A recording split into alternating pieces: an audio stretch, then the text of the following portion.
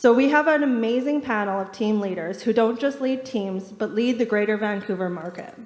These are pillars in our industry and community. We have Pete Schbach, Jessica Chen, Denny Dumas, and Mike Stewart. And moderating, we have Oakwyn co-founder, the lovely Arlene Chang. Arlene, take it away. Okay, so this is Teams Day, and beside me here I have 4 remarkable top producers, top team leaders that have been running teams successfully for a number of years. So this is a very special moment where I get to have a chance to speak with them, and we get to hear some intimate details of how they operate such successful teams. So I'm going to ask Mike Stewart beside me here to introduce himself, how many members are on his team, and in good Oakwyn tradition, the icebreaker. Name your favorite sports team or team movie.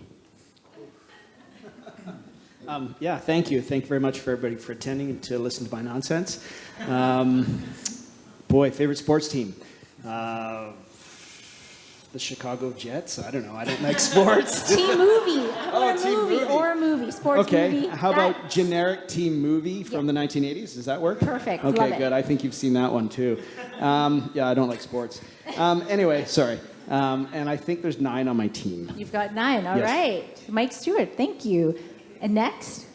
Good afternoon. Denny Dumas. I've been in the industry now for 10 years, been running a team for 6 with a partner.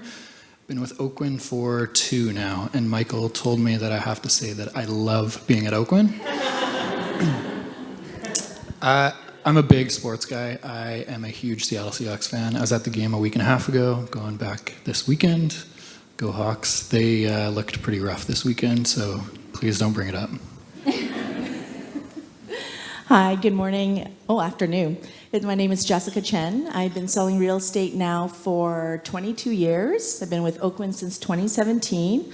On our team, we have 5 members, 3 licensed agent and 2 client care.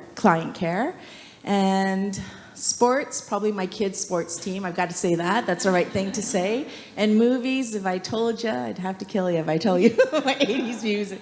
But every 80s sitcom, that's me. Hey guys, Pete, member of the Lean Pete team. There's 7 of us on the team. 22 years, really? You're so young. I don't know how you did that. I've been here 20 years as well. I've, like I said, team of 7, 2 team leaders, 4 licensed agents, and 1 admin person. My favorite team right now, it's hard to be a fan, but Mercedes F1 team. The last couple of years have been a little tough, so that's it. Fantastic. So I think would be a good place to start is how did you know that you wanted to start a team, Pete? Everybody started as independent agents, but I'll start with Pete. How did you know you wanted to start a team and what type of team you wanted to run? So I didn't know I wanted to start a team. What kind of happened to me is I did 12, 13 years on my own completely. And I got to a point where I was doing 70 to 100 deals on my own and doing all the paperwork, doing all the data inputs, doing all the open houses, all the showings. Like, it's just physically impossible. And luckily, my current partner, Lee, he had a previous team member. They had a little bit of a falling out, I guess. One left. Lee had a team set up to help 2 producing realtors. And we kind of courted for like 6 months and figured out, okay, how do I wrap myself into a team? What does the team do? How does the team benefit me? And after doing it, it is like the best thing that's ever happened to my personal life, number 1, and then work, number 2 for sure. But it's just been incredible, and I'm very lucky to kind of fall into it. So I know how it operates, but I've never had a team member turn over because our team is so solid and strong, and I've never had to deal with too much of the politics. But also, I find myself very lucky, so I'm very curious to hear about all your guys' stories. Well, Denny, I think you have a team more structured, again, with a partnership. So how did that kind of happen for you? Pure luck.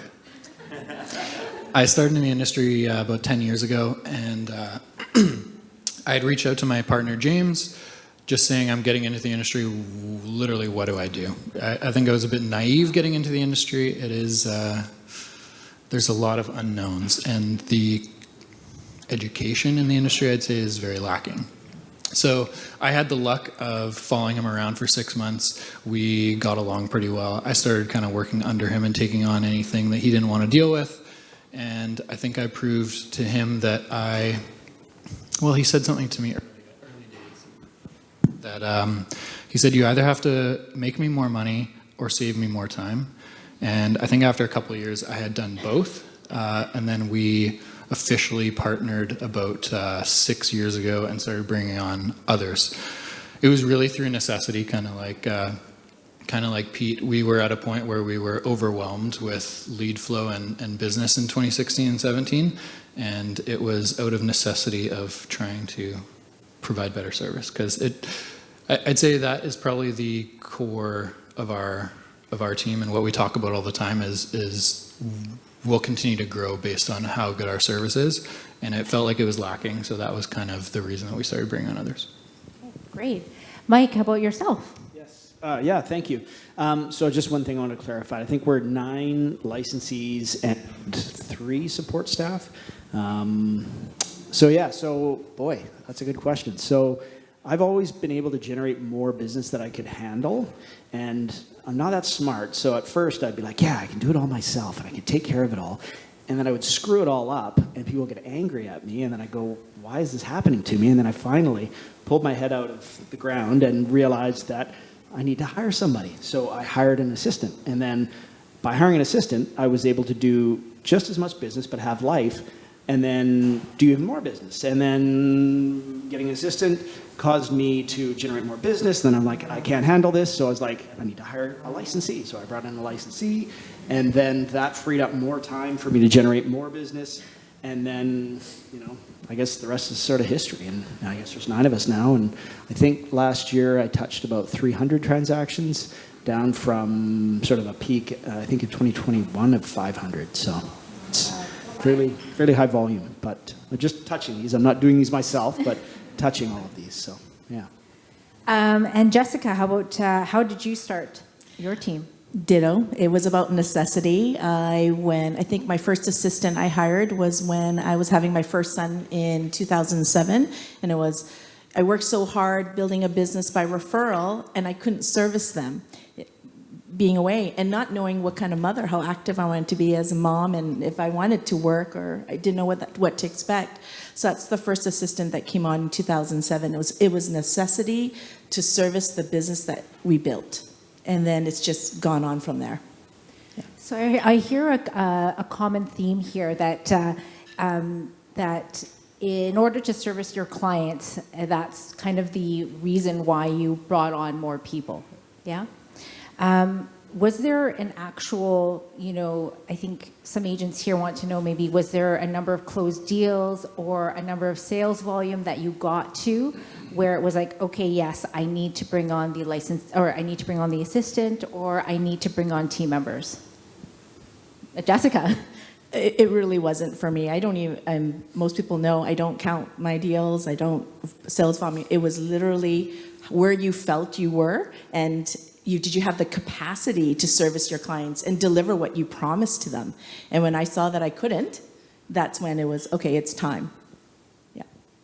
Mike, for you? I would agree with most of what Jessica says. I think that the way I would look at a real estate business is it's not a sprint, and I think when the market is hot, there is definitely the inclination to just sprint, but when you sprint for a long period of time, you don't take care of yourself, bad things happen. So I think, Jessica hits the nail on the head. It's maybe there isn't a specific number. I would say if you're doing over more than 50 to 60 transactions a year on a consistent and regular basis in a stable market and not rising market, you should probably have help, because what will happen is you'll burn out.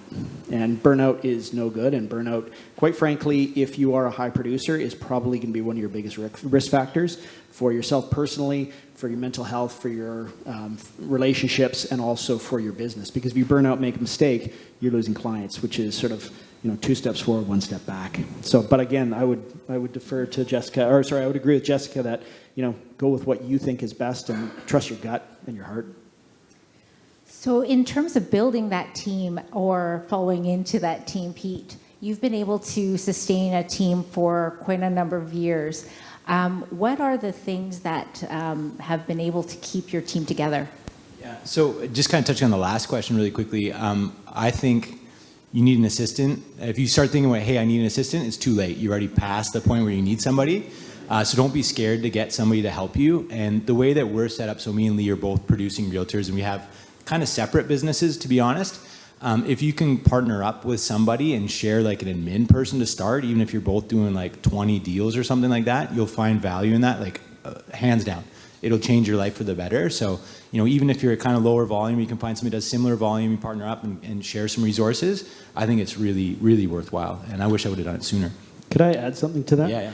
So I would, for all of you realtors who are getting to the point where it's becoming unmanageable, the way to look at an unlicensed admin assistant, so somebody who submits your deals, puts your open houses up, supports you with your marketing, all the things that are not necessarily client-facing, is that spend is not wasted money. That's an investment in your time, because if you hire somebody to do the low-dollar tasks in your business, that frees up your time so that you can focus on things that make you more money or focus on having lifestyle. So I would absolutely agree with Pete, that, and I would just want to add that investing in an assistant, if you're at 20 deals a year, if you want to get to 30 deals a year, having that time to invest in brainstorming how to get there or building those systems to help you get there is going to be a lot easier when you're not having to book open houses or organize mailouts and that kind of stuff.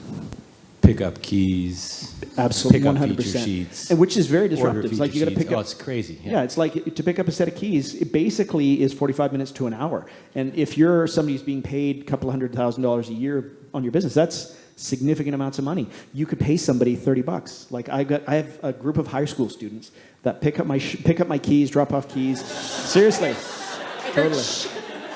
totally, and other things. Yeah, and a bunch of other things, but I'm not going to mention publicly. So seriously, get help. So Denny, your team is quite organized. What's the structure of your team? Are you sure? I think so. It's a process. When we officially joined as a partnership, myself and James, 6 years ago now, we met with probably 10 different team leaders throughout Greater Vancouver, people that we kind of looked up to in terms of the amount of business they were doing. And every single meeting we came out of kind of scratching our head feeling like this is not necessarily the business that we want to run or be a part of or would be proud of. And so I think for us, we just kind of winged it. And it's a learning process. One of the things we kind of talked about earlier was structure, and it's evolved almost every year. I don't know if you guys are similar, but I think like you have to do what feels correct to you, which for us was paying people pretty well to keep them long term, and pushing customer service on them. But I think in terms of like structure and that kind of thing, it continues to evolve year by year. And like we've had a handful of meetings in the last few weeks talking about how it's going to change next year because the last 2 years have been so strange with interest rates. But yeah, it evolves. How do you keep your, I think we've got some strong salespeople, and there's a lot of personality that comes with strong sales. How do you keep a team mindset or not having egos get into the way of a team? I'll ask that to Pete. He looks like he's looking at me. He's looking at me like he's really in. Yeah, he's like, yeah. It's a little, like again, our team's pretty different because me and Lee, again, run separate businesses. I always call Lee HR. If I have a problem with people, I'm like, okay, I'm calling HR. And if you know Lee well, he's not HR, but that's his role in the team. And he's done a very good job of kind of creating a dysfunctional family, for lack of a better term. Everybody's very, very connected in all kinds of personal levels as well as work levels, and they get along super, super well. And we do have occasionally, not necessarily egos, but more of personal items that get in the way of work and that kind of thing that cross over. But we're a family, and that's just like a family. You have those problems and you deal with them and you move forward. But I have to, again, thank Lee for setting this up, and such a great team we have. If you know our team, like Kristen, Madison, Dalen, Elliot, everybody's just dynamite. And we haven't had one person turn over, and it's because we're kind of wrapped in such a tight family, and we do events, and we call each other names and laugh and joke, but it really helps because we're just so tied together. And you speak about family now, Jessica. You work with some family on your team.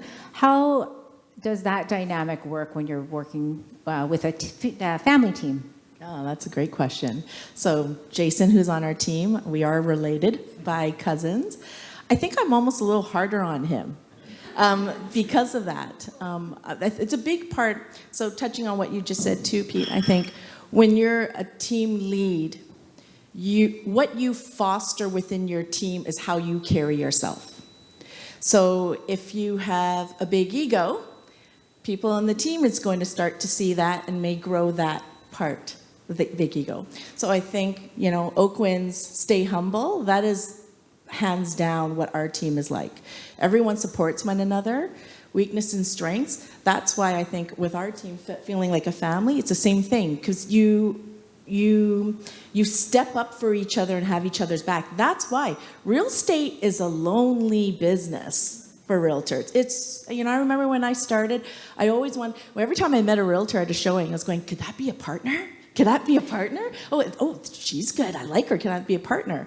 But it doesn't work that way. It's because it is a lonely business. And I think our team has done such a great job of supporting each other in that way. Going back to Jason, I do feel I probably was very hard on him in the beginning and still always, but he's held his own and he's done amazing. I think when I picked Jason to come on, who was my first licensed agent on our team, was because I fully trusted him. And as a family member, I knew him very intimately. I could trust him with my business if I walked away today. And hands down, would do it again. Finding team members. I think that's a big question for people in the audience today. Who you want to partner with, who you want to add to your team. Mike, I'd love to hear your perspective of how you've brought team members onto your team. That's an interesting question. I've had, for example, one of my team members, a guy named Marco Datskovich, you might know him.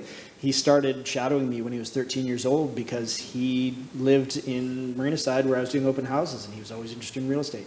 He's been working with me for 11 years now, fully licensed. But I think, quite frankly, our best results have been Indeed, and then Oakwyn has been quite good. So, fairly straightforward. Indeed, and just looking for... And just letting Michael and yourself know that we're looking for people, and you guys have been very helpful and supportive. So. Okay, great. Good to know Oakwyn's doing a good job. Danny, how about your team? Because I know that your team has grown and changed over the years as well. What has your criteria been? Honestly, I look for two things, and social media is like the huge part of our business, and that's where we kind of go to look for new people when we're looking to grow. But I look for two things. One is people that have worked in hospitality, and I'll tell you why. But the other is higher level sports, like whether they've played college sports or something like that. And it doesn't have to be, but working in both of those things I did as well, and I feel like I learned so much from. Hospitality is a super strange industry that you have to learn how to communicate with so many different personality types. Like working at a bar, you're communicating with the young college kids that just want to have 13 beers. You're like the ladies' night out that is having a couple glasses of wine, the construction worker, and the way that you talk or ask them about their workday or whatever it is totally different, which I think is really valuable in our industry. And then high-level sports, I think it is extremely powerful to learn humility at a young age, especially early in this business. And so those are two things that I think translate pretty well. Both of them bring out competitive fire too, which is a good thing. But for us, anytime we're looking for new people, it's mostly through social. How do you, in this changing market, I think it's going to be the ability to motivate your team members and also yourselves. Your thoughts on how you want to motivate your team members, or how you have been able to motivate team members, maybe based on personality, strengths, and weaknesses. We'll go back to, well, Jessica's nodding, so it's got to be Jessica. She was nodding. Well, you have our ups and downs. So sometimes as a team lead, there are times you're having a down day, but you got to put that smile on for your team because they read into it. It's all about your vibe, right? So that's part of the hard part about being a team lead. Honestly, it's you have to stay positive at all times. I think for motivation, what I do with my team is I talk to what they need in their personal lives. Because if I find that if myself and the people in my team fulfilled in their personal lives and I could support that, they can help support the business. That's the business life. So each individual member, we look at what's important to them. And it isn't a one-stop solution. And the other thing, too, for everyone out there is people probably know I'm a big believer. I'm constantly doing training. I'm constantly learning. I'm going to coaching. I go to everything because as a team lead, you have to evolve. You have to stay relevant. And your team members need to feel that they are still learning from you and that you're okay to say, I'm also learning that too. So I'm a big believer of that, and I encourage people in my team to also constantly learn about what's important to them. So that's how I keep them motivated. Mike, Jessica spoke a little bit about training. How do you train your team? Yeah, we are super training focused. We like to hire people who, sometimes we like to hire people who are already licensed, but a lot of times we like to hire people who aren't licensed. We don't like people who are overly educated because they think too much. It's true. I'd much rather have a hungry hustler than a brainiac with lots of degrees. It's true. I've tried both sides and I know what works and what doesn't. Training is super important to us. We basically tell our people that they should expect for the first 3 to 6 months, or whenever they do a deal, they need to come into the office Monday to Friday, sort of 9 to 5, 9 to 6. And then has anybody here seen The Karate Kid? Do you guys know who Mr. Miyagi is? Do you know what wax on, wax off means? Okay, that's what we do. So basically the idea is we have them LARP being a realtor for 3 to 6 months. So like they go pick up keys, they drop off keys, they do showings, they do anything that I would do or my business partner Adam Scalina would do as a licensed thing. So that when they are actually doing it on their own for their clients, they're comfortable, they're confident because they've done it before. And so we really like the system of learning by doing.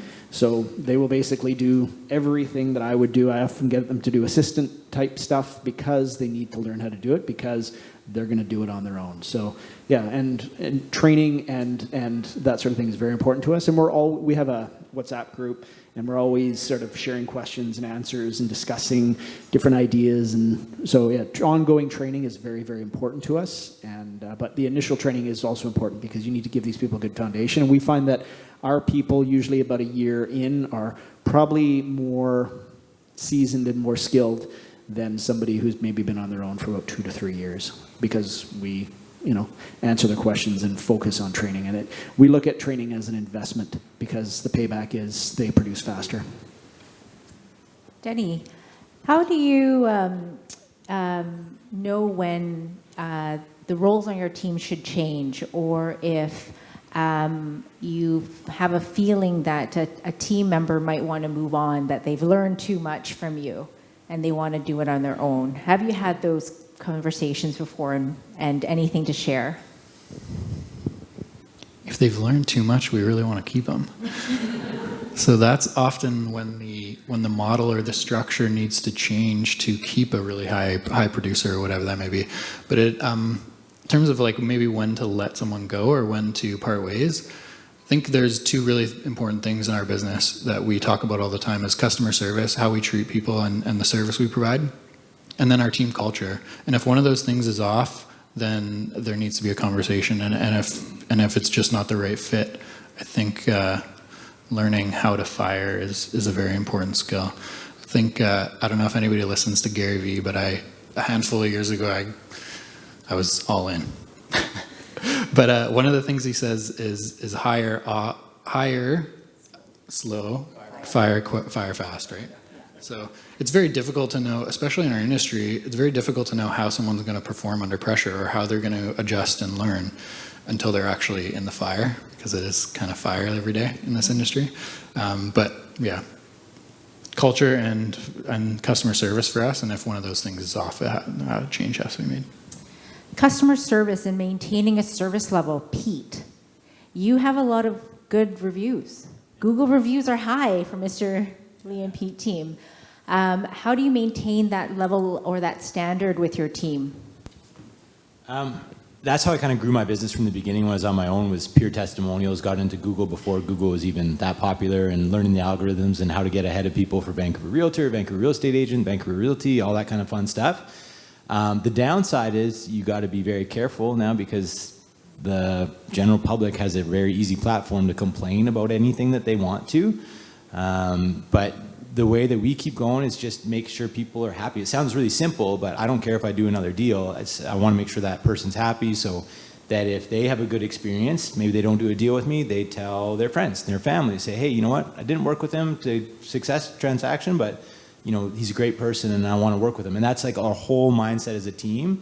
I don't care if the deal gets done. I just want to make sure that person is completely satisfied, because one, I don't want a bad review for sure. And two, a satisfied person, even if they don't do business, will get you more business for sure. You know, you bend over backwards. We do all kinds of things. Like I'm just trying to think of like small examples, but you know, if somebody shows up for a key possession and there's leftover furniture, it's never a discussion, right? It's like, okay, I'll get my junk guy in immediately. My cleaners come and do it. Then I'll battle with the other realtor to try and find the money and get it back. But I never hesitate to make sure the deal is done perfectly and then look for recourse after. So I don't know if that answers your question, but keeping people happy forever is kind of the goal. That's such an important thing, is just taking responsibility, even if it's not your fault. We had someone move into a house, I don't know, a few months ago, and the furnace stopped working the next day, and it's just like, pay for the furnace, figure it out afterwards.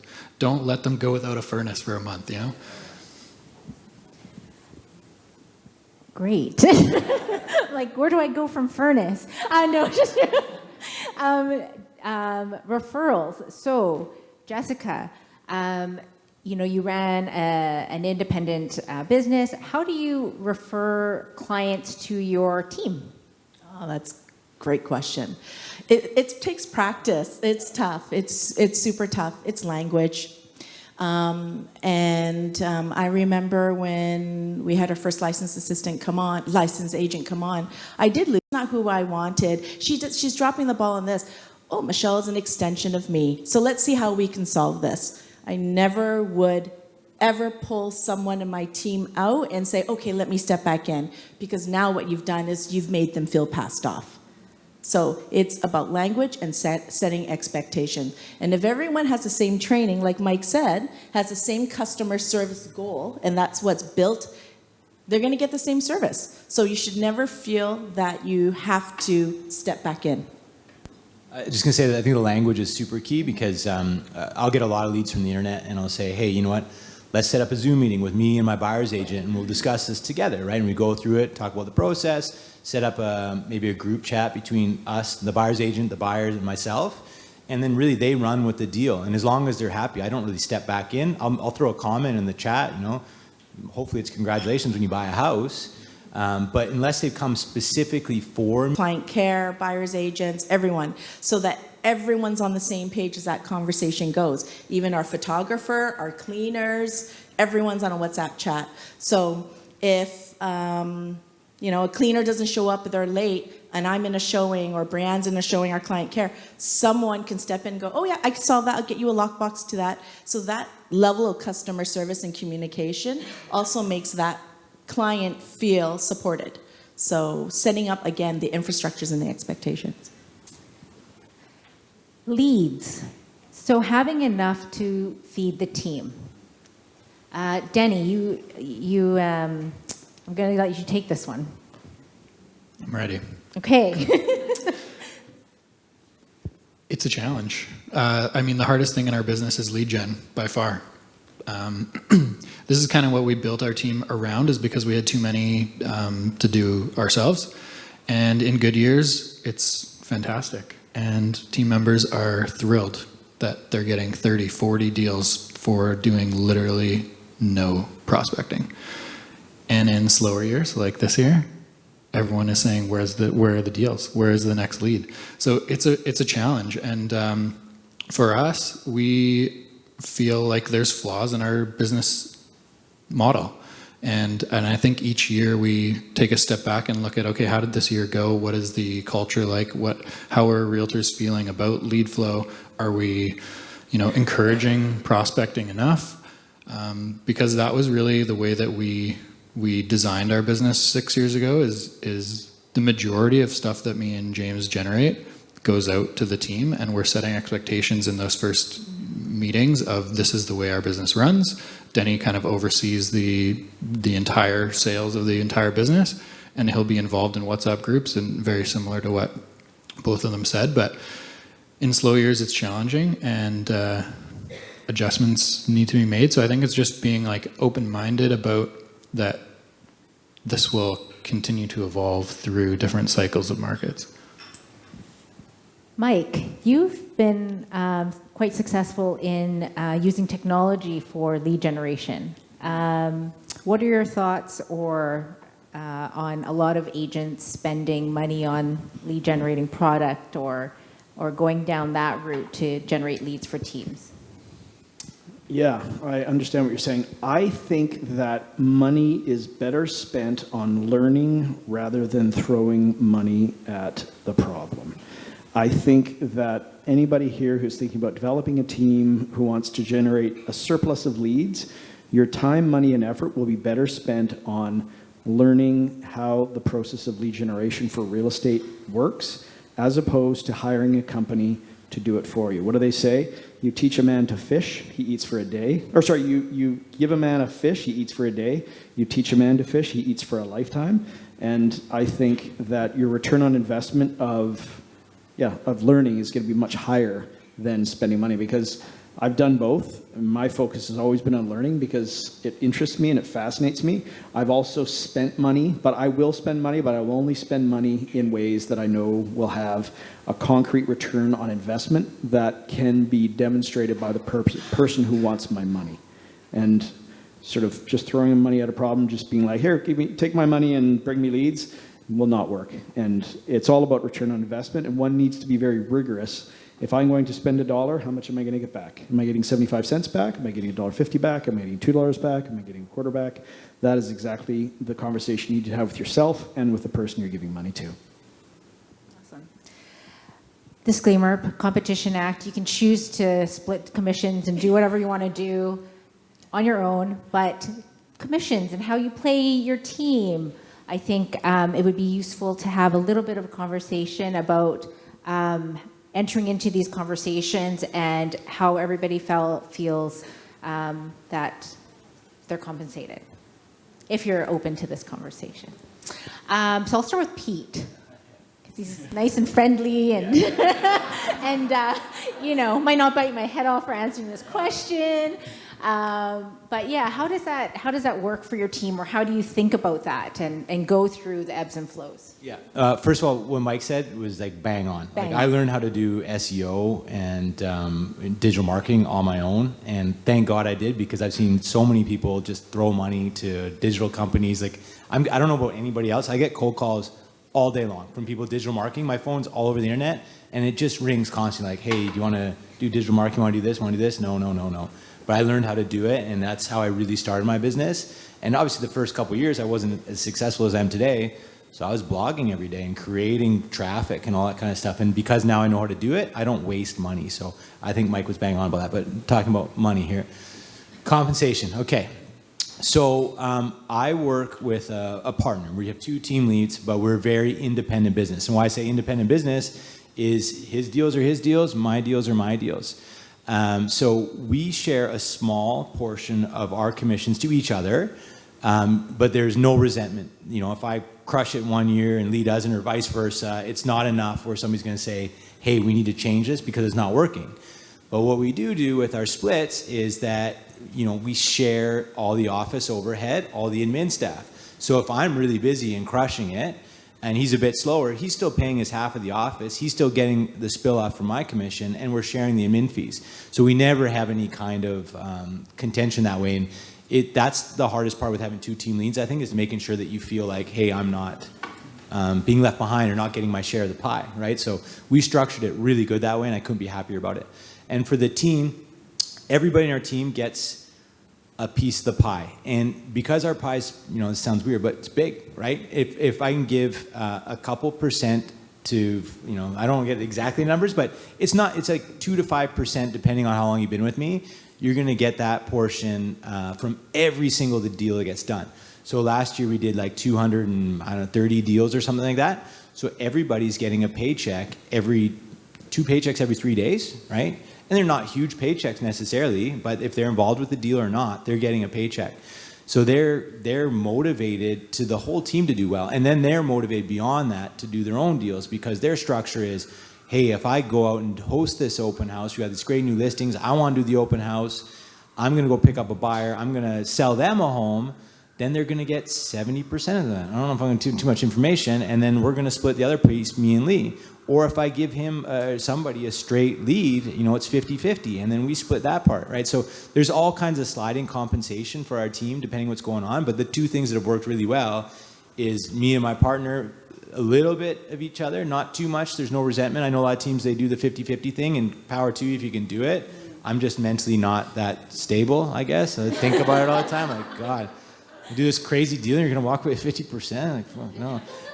But I find that works really, really well. And then I like the fact that all of our team members get a check for every single deal that gets done. So everybody's excited to do the deals and see it happen. So I don't know if that was too much or too little. But No, that's great, because I'm going to go down the line and any tidbits on this, because I think this is a big question for people who are either in teams, running teams, going to start a team. What the heck do I do? Absolutely. I remember when I started the team, I went and took out several team leads that I know of, and I've asked them all the same question. There is no industry standard. It really is about how it's set up. So like you have 2 leads. I'm the lead on our team. So I pay for all the admin, all the closing gifts, all the cleaning, all the photos, all the staging, all the key cuts, all the flowers, all the signs. I pay for all that. I do. So, you know, you have to look at also too, who's coming into your team? How much experience do they have? Where do they want to be? Not every team person on my team may want to do 40 deals, 30 deals, or even 20 deals a year. Maybe that person only wants to do 10 and lives elsewhere. You got to look at who's joining your team and what are your business goals, right? So everyone's a little bit different, but in our team also, all our listings, everyone in our team gets a split. Everyone gets a piece of the pie. I think that's exactly it. Even client care does that. And we also do a scale. So if you hit a certain amount of deals in a period of time, your cut goes down. Yours increases, the house gets cuts down. At the end of the day, team leads, everyone's going to do something different. But if I'm going to be putting in my time, my training, my resources, there is a passive income that a team lead should be generating. And you have to understand that. Like, I've had some agents who've come to me and said, well, once I hit $100,000, I'm out. And I'm like, well, how is that beneficial to me when I'm spending hours and hours of my time and all my resources to support your business? So it has to go both ways. Yeah. Right, Denny. In terms of the team members, I'd say pretty similar compensation to the 2 to my left here. I'm in a partnership that is 50-50. Power to you. I've talked to so many people that are just absolutely mind blown that we've lasted for 10 years. We have a really good relationship and dynamic. We both have very different interests and skill sets, and it just works. He is at a different point of life than me. He has 3 kids, 2 dogs, and likes more of the 9 to 5-ish, and that would kill me if I was the 9 to 5 guy, or like organizing the behind the scenes stuff and drafting client newsletters, and it's just not my vibe. I'd rather be in front of people. I like weird hours, I like working weekends, and I really like relationships with clients and assisting people through these crazy transactions that we get to. So I think our dynamic just works. We're very different people, but we communicate a ton and it works. But in terms of team compensation, pretty similar. It's evolved a few times over the last few years. It's a different split for when we generate a lead and give it to them versus them generating their own leads. And there is a cutoff as well that they are putting less to the house than after whatever 30 or 35 transactions in a year or whatever that may be. But it adjusts every year. Great, thank you. Mike? Yeah, I don't discuss what arrangements I have with people due to privacy, but what I would suggest for those of you looking to start a team is start with an easy split if you're not certain your leads will convert, because you have to offer value for money. And I think the way to approach splits as a team lead is you have to offer value to the people that you're working with to make it a compelling reason for them to work with you. So my suggestion would be make sure you have enough leads to give to people. Make sure that those leads are easy to give to other people. And if they are, treat them well, give them a good split so you can kickstart the process, because here's what you do. You get one person who does, say, 30, 40, 50 deals in a year. Then when you go to hire the next person, you can say, I've hired this person. They've done 40, 50 deals last year. I'm going to give you this split because I know my leads work, and I can and I can make 40 to 50 deals happen for you if you're doing the right thing. Then you get your third person, and you reference back the first two people. Well, they've done 30 to 40, 50 deals last year, so therefore the split gets higher. So the later people pay more because of the certainty that your system works and money is being made. So my suggestion for all of you, if you're starting out, start with generous terms, focus on the success of the person you're working with, get it successful, and then you can charge subsequent team members more money. Awesome. So expectations of the team lead generating leads. What are the expectations of your team members bringing leads to the team? What does that look like? Any team members either generating their own business or bringing leads to the team? We have a scorecard, and for lack of a better term, I still don't know if I love the term. We've used it for like 4 years, but I can't think of anything better. On the scorecard is like a few different things that we encourage and expect them to do on a weekly basis, whether it be a traditional marketing section, whether it be a social media contribution, whether it be open houses, support for other team members, whatever that may be. And that's kind of how we actually delegate leads, is how well are you doing on this scorecard? The next lead is going that person's direction or whatever that may be.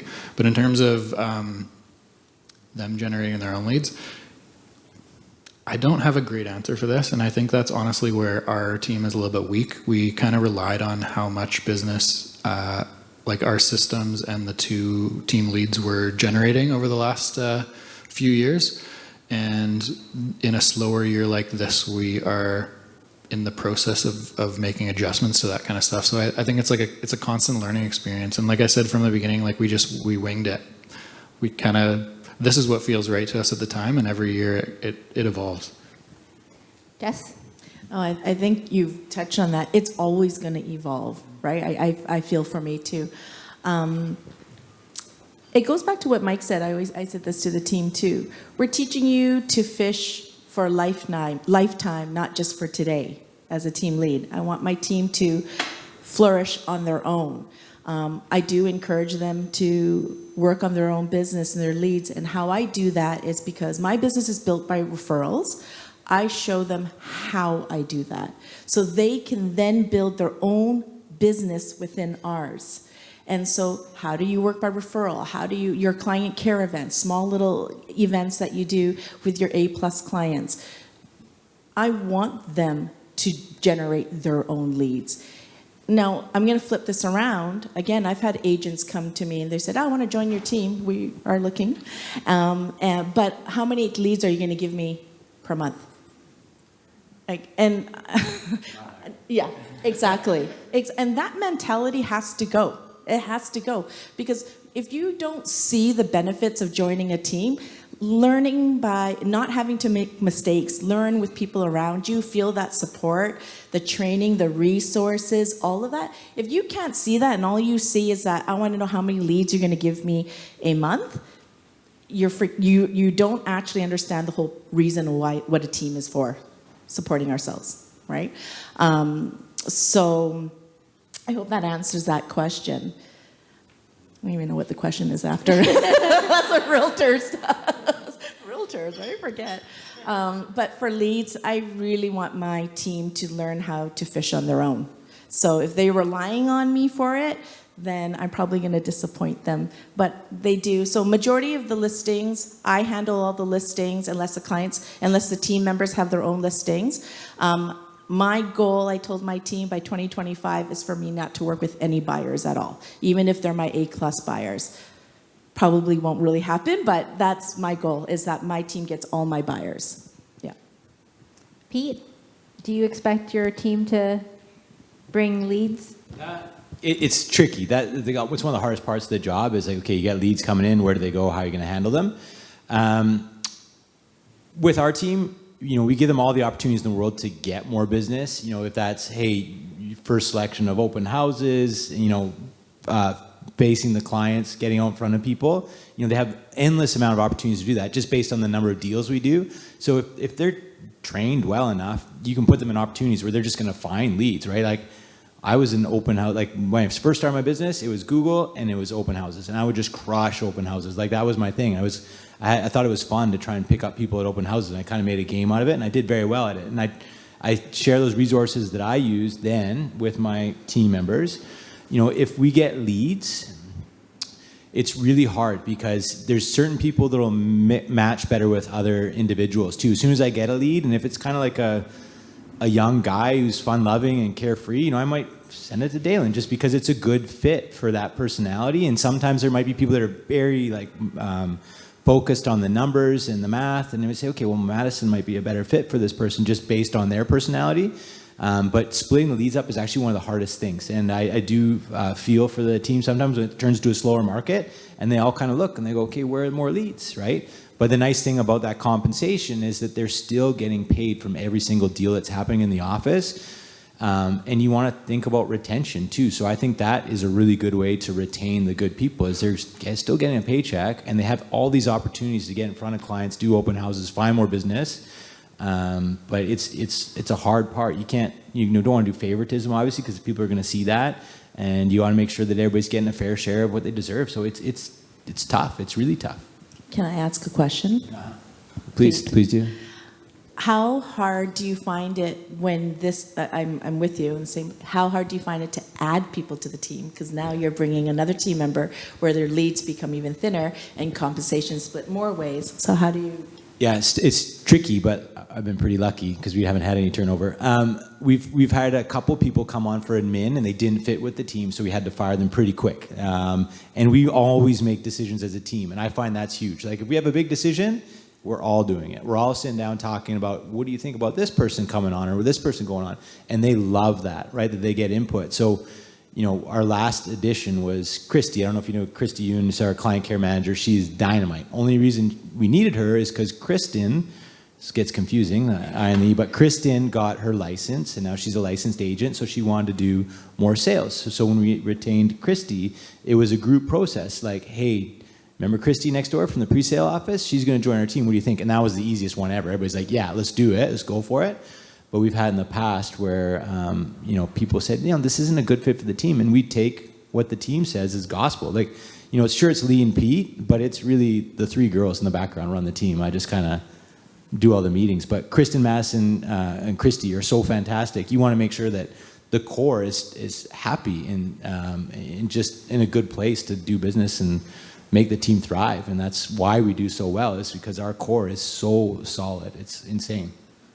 I don't know. Was that the question? What was the question again? Yeah, I know. Yeah, thank you. But no, we don't fire fire people, split. Oh, the splits. Yeah, it hasn't happened. Mike, so adding members to the team or divvying out the referral or the leads, how do you do that? Do you have a system in place to do that? Yeah, everything in my business is systematized, and I started doing that before I hired somebody. And it was from some article I read about 15 years ago where if you want to scale an organization or grow an organization, you have to have everything systematized so that you can communicate what you do to somebody else. You can write it down in a book. One of the things that I would have my assistants do is when they do their work, they would write an instruction manual on how to work with me so that when a new assistant would come along, they would get this book and they'd be able to read it and go, oh, I do this and this and this and this and this. And I would systematize everything in my business. I'm all about automation and technology. So I use a tool called Follow Up Boss. So all my leads, they come in off my websites and then they get distributed to my team members. And I don't touch any of it. It's completely automated. I don't do any of the vetting. It's just totally and completely automated. It's based on geographic things. So if Arlene wants Burnaby leads, she gets Burnaby leads. Ryan wants Vancouver leads, he gets Vancouver leads. Jessica wants Langley leads, she gets Langley leads. If Pete wants Squamish leads, he gets Squamish leads. And it just goes to them. But they're all qualified by the funnel that I have built to send them through. But yeah, it's completely automated, and I use Follow Up Boss, and it's the best thing since sliced bread.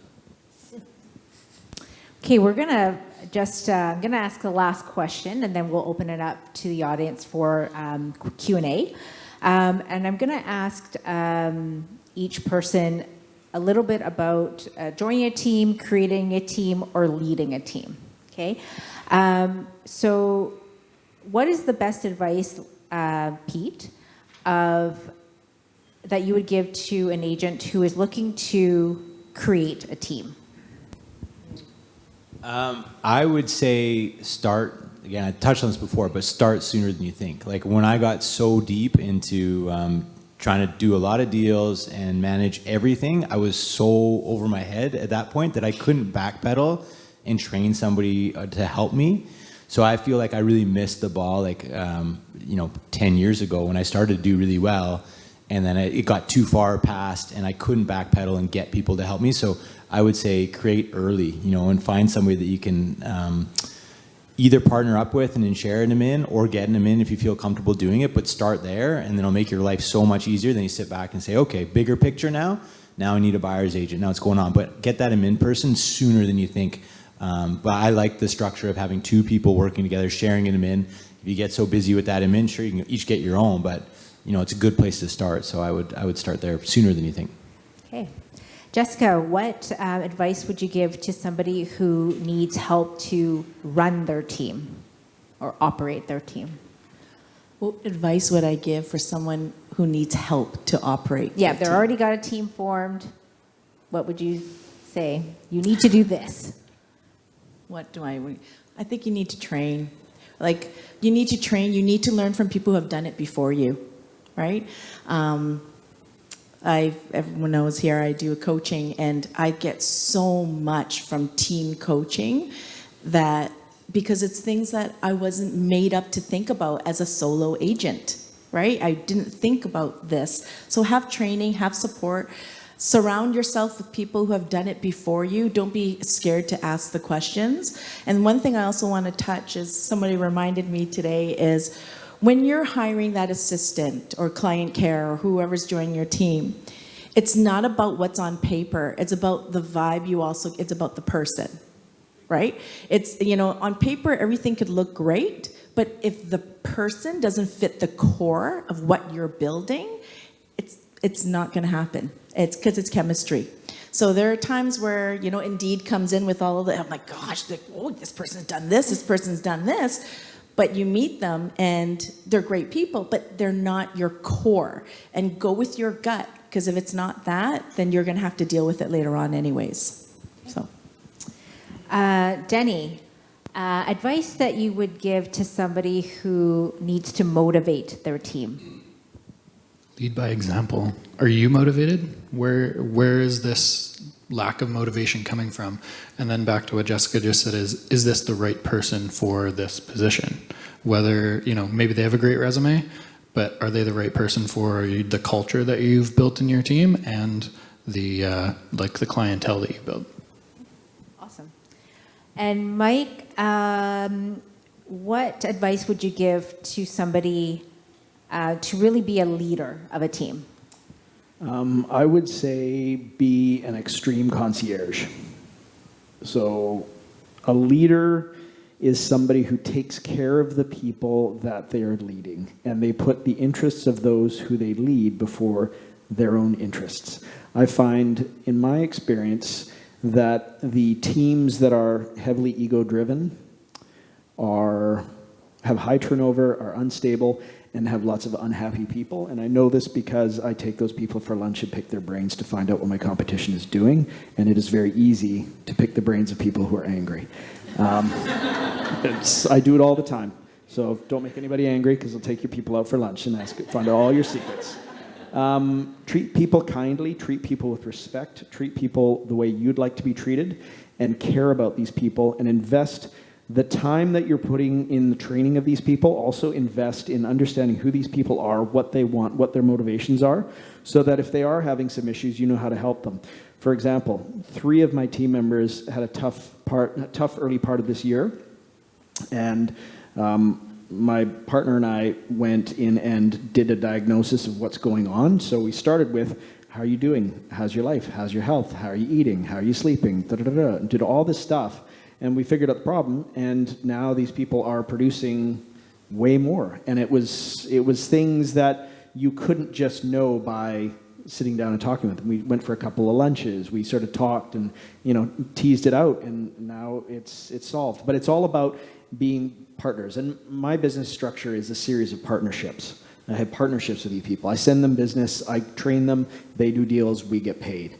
And checking in with the individual and looking after them and taking care of them almost like a family member, and actually caring and actually doing stuff and not bullshitting is going to give you your best results, in my view.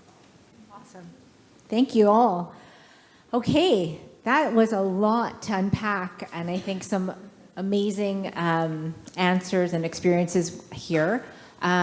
Anybody on the floor have questions that they want to ask? Okay, I'm gonna run around like Maury Povich.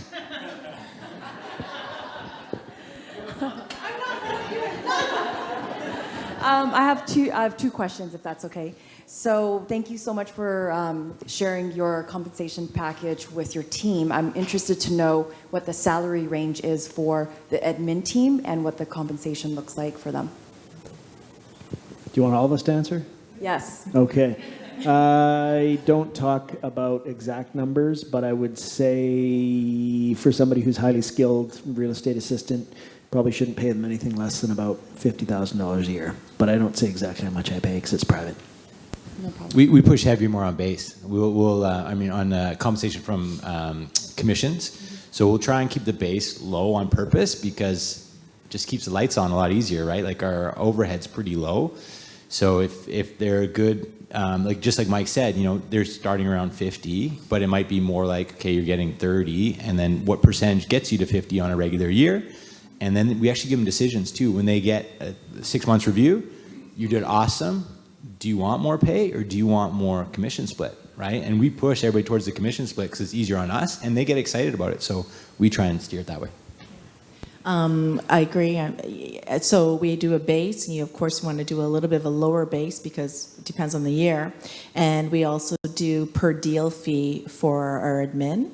Also, I don't know if Oakwyn's going to like this, but I love the medical compensation package at Oakwyn, and I think it's a wonderful tool if you're hiring people on your team to offer that to them. And I think for each individual, it's about $150 a month, but great. Like it's a great bonus to have that, and also offering them training too. I think it's a really important part. Very similar. We just have one admin now who basically took over the role of two jobs because she is so good. So she gets paid more than maybe our previous one would have, but again, heavily focused on bonus structure based on how the business is doing, and that's like very clearly laid out for her. So she, is high-fiving us when we're doing deals and having good months. But I think that also we build that kind of into the culture of like the team does better, you do better. Yeah, and I want to say one more thing too is like our last admin, when she got to the top of her pay scale, was making more money than most realtors in the company because she was so good. Is you can't let them go, so you just kind of compensate them as they get better and better. You just want to golden handcuff them so that they don't leave you. And I'd like to add to that. I 100% agree. Pay people well to get them to stick around because you get so much value from having somebody that you have a long-term stable relationship with who understands exactly what you're all about. So pay more for good work. Hire slow, fire fast. Thank you. My second question is for Mike. You've shared a lot of tips for me for the lead gen model for internet, and it's actually paid really well back to my system. I was wondering if you've ever considered hiring like an inside sales representative where that initial person makes the contact and then it gets dispersed to all the agents. Yeah, I've actually put a lot of thought and effort into an ISA role, and I've gone to several conferences in the US talking a lot about that. I don't think my system lends itself well to an ISA role because licensing, do they have to be licensed or not? And for those of you who don't know what an inside sales agent is, it's somebody who initially takes the call or contacts the lead, qualifies them, and then distributes them to people as a qualified packaged lead. We don't do that. I have a partner that I work with on the island who does an ISA system with my leads. I'm not convinced he's successful, but we also have had a bad year. So I'm not convinced that an ISA thing works so well here. I think it maybe work better. It'd work better in the US where they have higher volumes and higher commissions, but I don't know. What are your thoughts?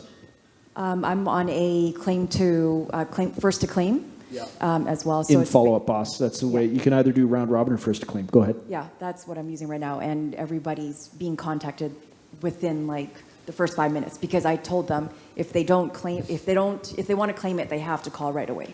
Right. So you're basically using sort of an ISA model with your realtors. You don't necessarily specifically have an ISA. Yeah, there's no middle person. We just do round robin because our volume is such that it would just be like a fire hose on one person, or on me. So we just do round robin, and it works.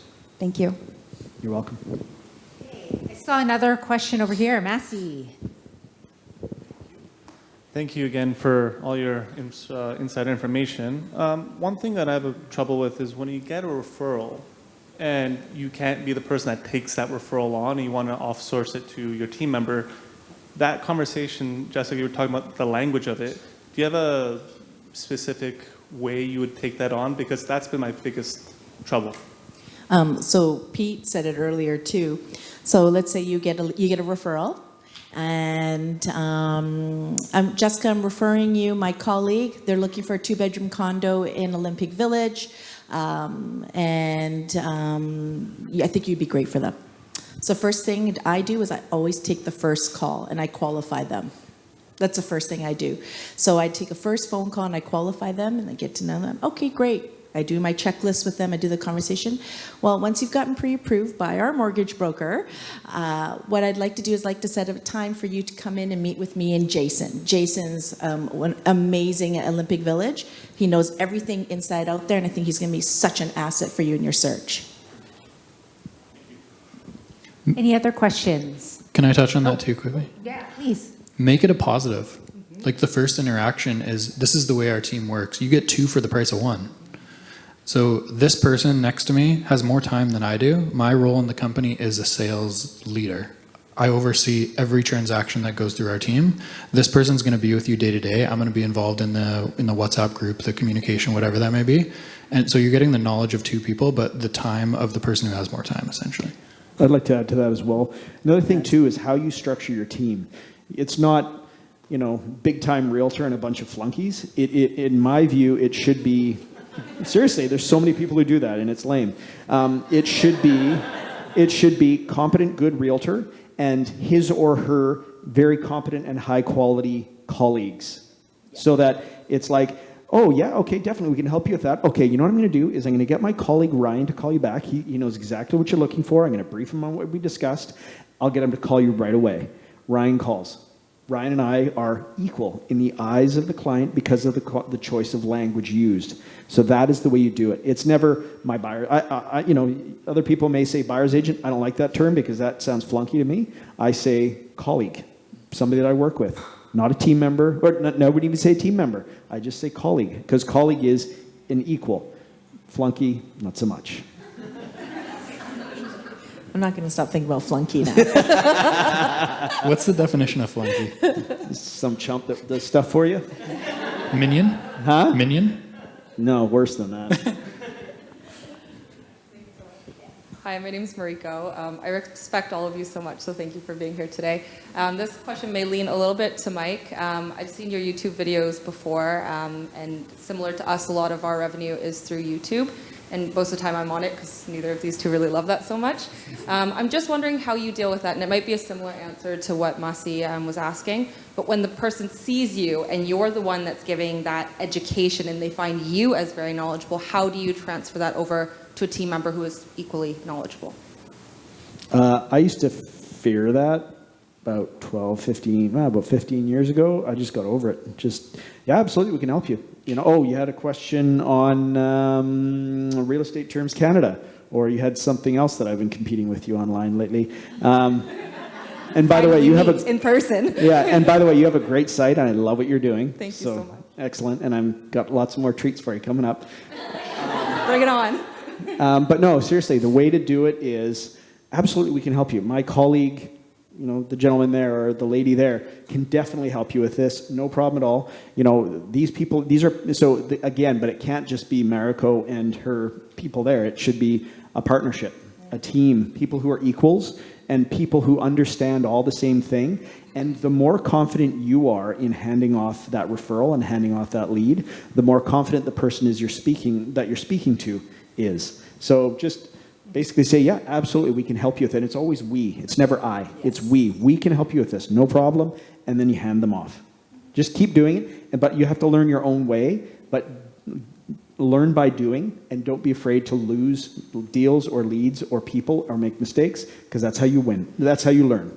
I was going to exactly say that. Don't be afraid to lose a deal or a lead. You have to support your team. And if in automation and training and systems, if you have the right automation and systems in place, your team member is going to give you the same service that I would. So there's no doubt in that. So if you're all confident in that language is we, and everyone is all automated.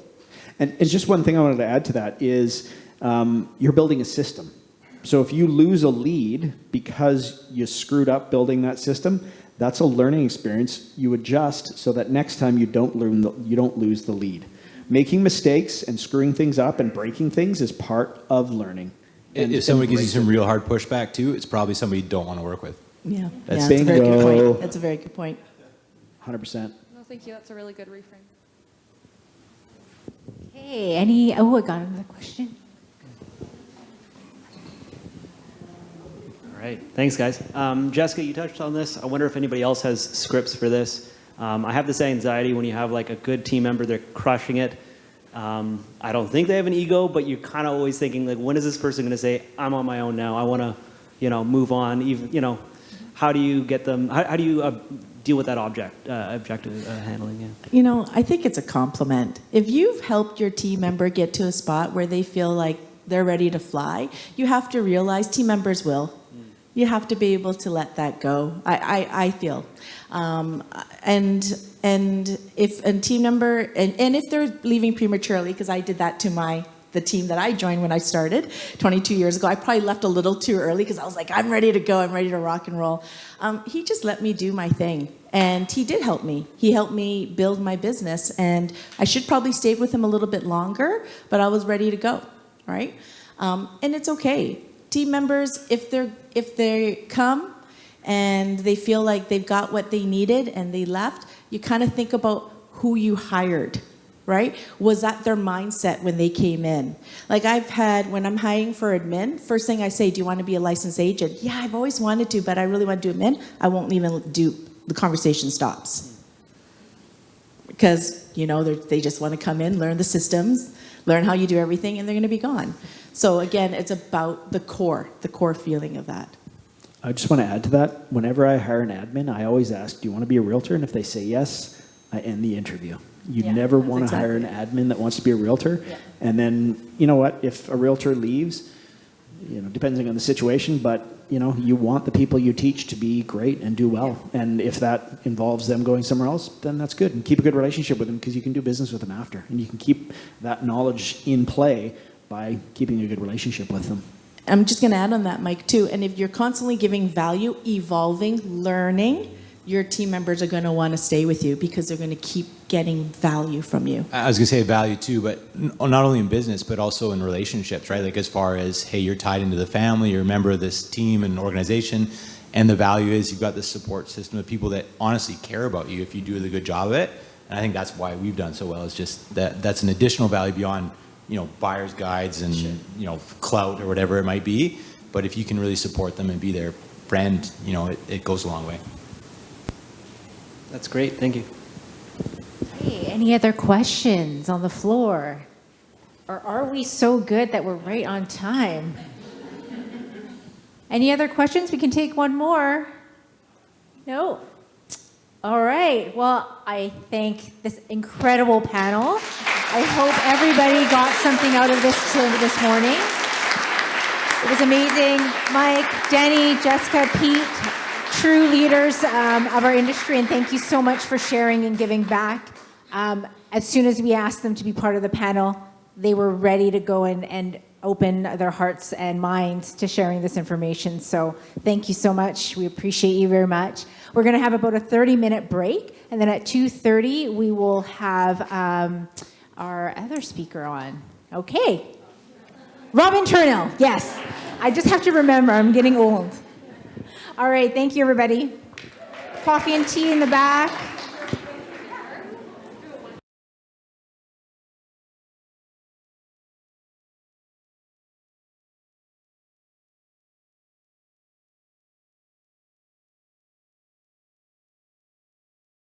Because I really want it to be valuable to you. I want you to be able to have discussions amongst yourself, and so also to be able to share comments freely and ask questions as we go along. So to warm us up, not that I think we need it, because I heard a lot of buzz back there during the break, but let's take a moment, let's talk to a few people around us, introduce ourselves, and also answer this question. If we had one extra magical hour in the day, the elusive 25-hour day, which we just obviously had on the weekend, what would you like to do with your bonus hour? So go ahead, introduce yourselves. Now I feel rude because I'm going to boldly interrupt everyone. But what did we come up with? What are we doing with our extra hour? Anyone? We're getting to work. Okay, I love it. What else? Exercise. You're making me feel guilty. That's great. So, hello? This way. I might just go with the talent of the loud voice that I was given. I knew it would come in handy. If you want. Catch you.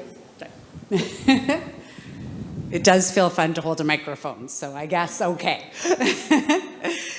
So we are going to have an action-packed hour or so together. And if I could just kindly ask to, just so we'll have a little review of what we're doing. The goal here today is to start to think about all the different ways to be a leader and how to set up a team for success. And also, if you're not a team leader, that's A-okay too, because learning about how to become one in the future and also thinking about some of the best ways we can communicate together, all of it fundamentally, even outside of work, can be so helpful. You're going to see there under section 6 that there's a Q&A. However, I want you to jump in anytime with questions. Don't sit on them. Let's just make this really free-flowing so that you can get out of it exactly what you would like. Okay, here we go. We're going to talk about first building a positive culture, which I know there was a lot of discussion in the panel about team culture. And would you mind? Thank you. And just even one more. We're going. I'm going to start by telling a story. How can you tell I'm a parent? I've got years of practice of storytelling. So once a time, there was a barista who worked in Las Vegas and did literally the exact same job at 2 different casinos. And in the first casino, where he was a barista, he loved his job. He and his team members were laughing and joking and supporting each other. If there was someone that got really angry because they didn't get their really complicated coffee drink, there was support, right, for each other. A supervisor that got to know them on a really personal basis. So there was fun, there was support, there was team camaraderie, there was that feeling that we had each other's back. Same barista, exact same job, across the street in another casino, has a leader that only talks to him when he's in trouble, has everyone quiet on the floor, focus on your job, so try to actually minimize all interactions so that people even felt scared to speak to each other. There was back talking. Did you see that Sam put extra foam in that coffee and Sam's not supposed to do that? Sort of that back-telling culture. And the idea here, as I'm sure you're gathering from this story, is that we can have the identical job in the identical type of organization, and the only differentiator that will really matter is the culture that's created within that team. People have so many choices about where to work. And one of the things that matters most to people is how do they feel with their team, with their leader in their workplace. Okay? So we're going to talk about then how do we build and promote that positive culture. And maybe we'll just go to the next slide. Thank you. So don't worry, we won't worry too much about memorizing definitions.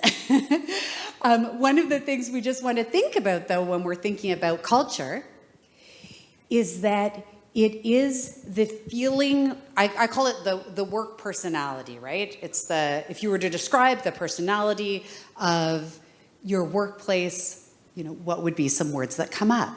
Because it's the way that people feel when they're in the organization.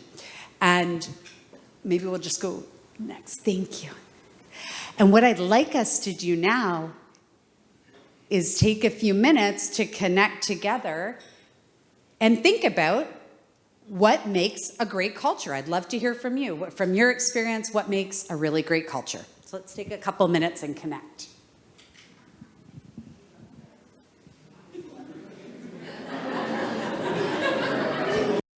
Like they can contribute, they have space to contribute, and it's not, I'm guarding this, I'm safeguarding this. Yeah, great. Effective listening. Yeah, that's excellent. So many people think they're good listeners, but really not that many people are.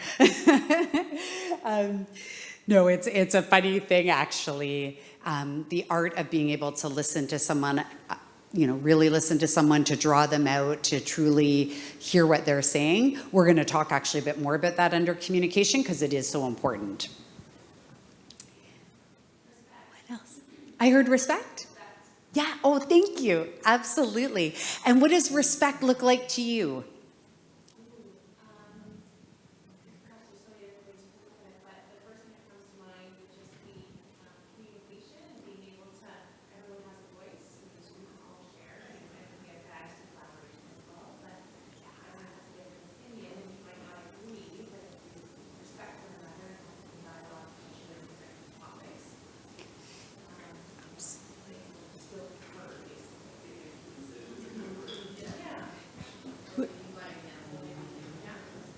Yeah, absolutely. Making people feel that they have a voice, making sure people feel heard. If you're a leader, you need to set the stage for that.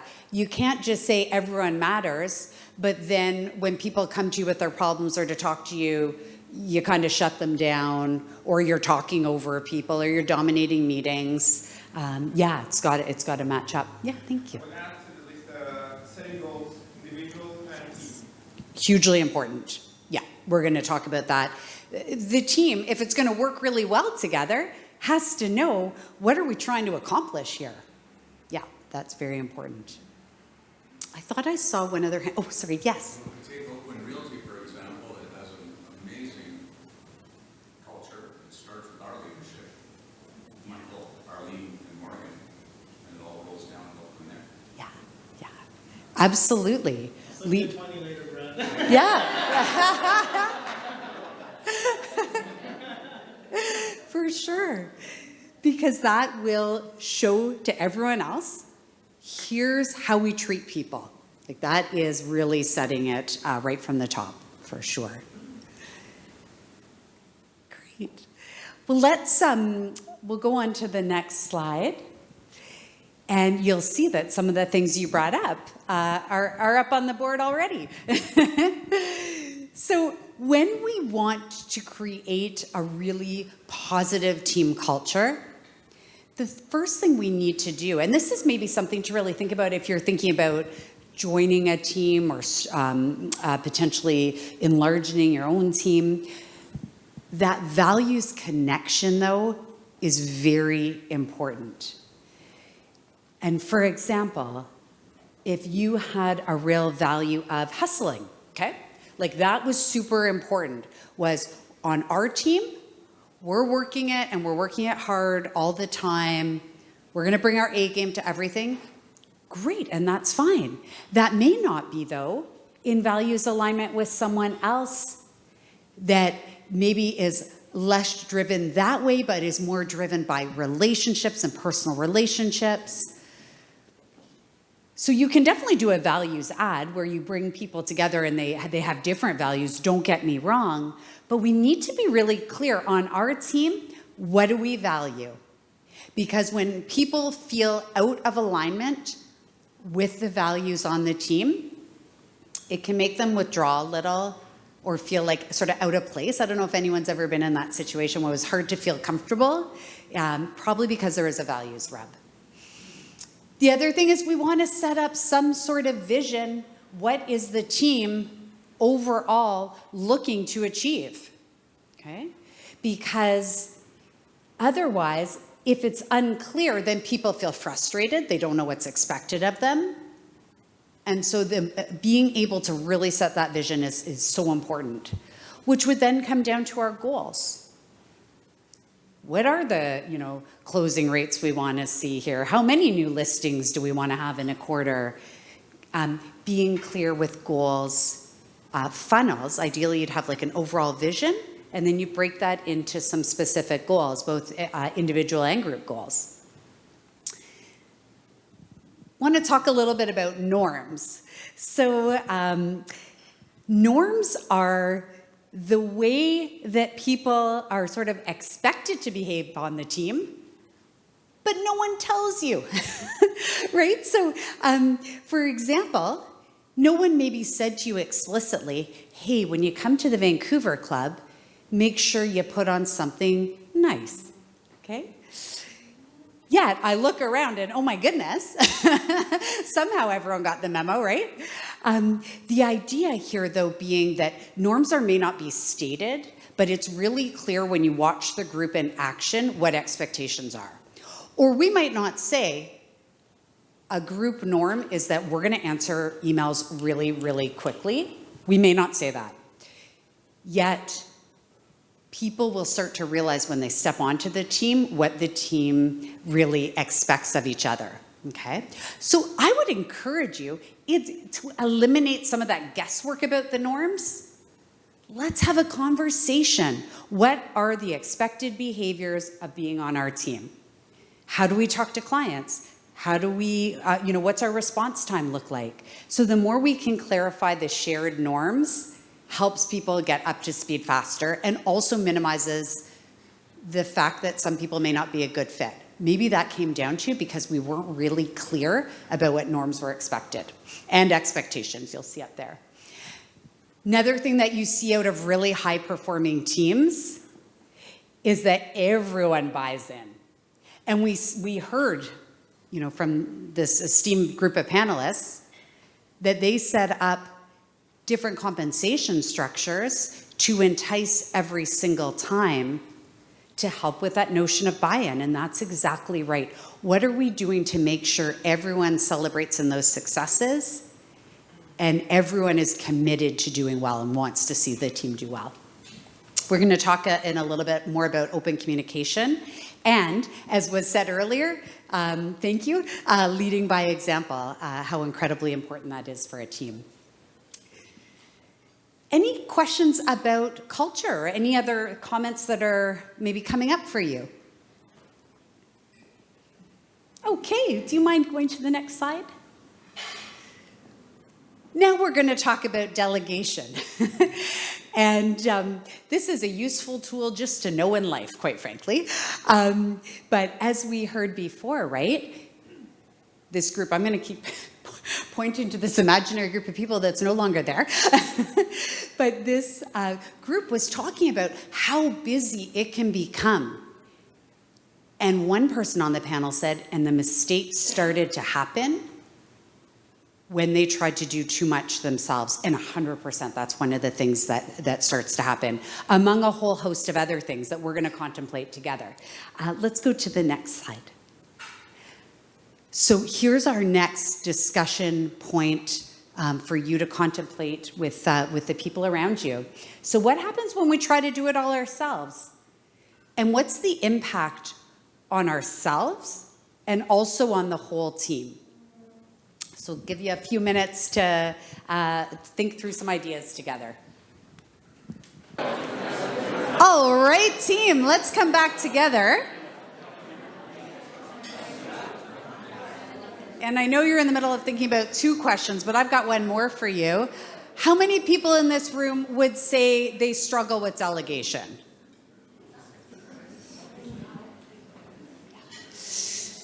It's tough stuff. We'll talk about why in a moment. So, first of all, curious, what do you feel happens when you try to do it all yourself? Burnout. I heard burnout loud and clear. Okay, yeah, that was...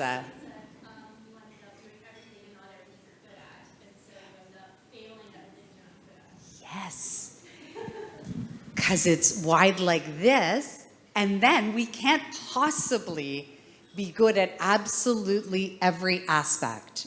And, that's one of the major factors, too, is you have to figure out your own core skills and what you really excel at, where you can add the value so that you can get that support. Yeah. A wise man told me once that you also leave a lot on the table because you don't go after the things that you're good at.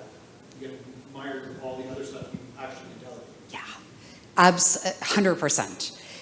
That's exactly what ends up happening. We waste time trying to learn or trying to get involved in things where we could be like really honing in on focusing. I have a couple examples, but that I'll share soon. What else do you see as being the impact of not delegating? Yes, yeah, it really does. It is so stressful trying to do every single aspect, and stress manifests itself in a really physical way. People stop taking care of themselves, and this becomes a bit of a spiral, and we often don't even know we're in it, right? Yeah. So if we know there's harmful impacts, it's going to cause burnout, we know that there's other people that could do things better. Curious then, why don't we delegate more? Yeah, that perfectionist mentality, right? Yeah. We're realtors, so we have to be a little bit narcissistic. The truth comes out. I love it. Yeah, it has to be me. No one else could possibly do it like I can. Yeah. Actually, if you don't mind going to the next slide, it's the classic entrepreneur dilemma, which is that only I understand my clients. Only I understand how to do this really efficiently or in a way that makes sure that I'm going to close that sale, or that I will be the one that is going to manage complaints because my customer service is the best. Because it's true that you are successful. That is true. And when we see ourselves successful, then we're scared to drop anything, because we can see that things are going better and better for us. And we almost don't want to get off that momentum and start to think about bringing other people in. And I promised I would give an example, so I will, going back to your point. When I started my HR firm, I felt I had to learn everything. I was learning SEO, like digital marketing. I was learning bookkeeping, accounting, corporate, like all these things to do with corporate tax. And I remember a coach saying to me, you know that you're actually harming your business right now. You're harming it because your real skill set isn't an accountant, isn't a marketer.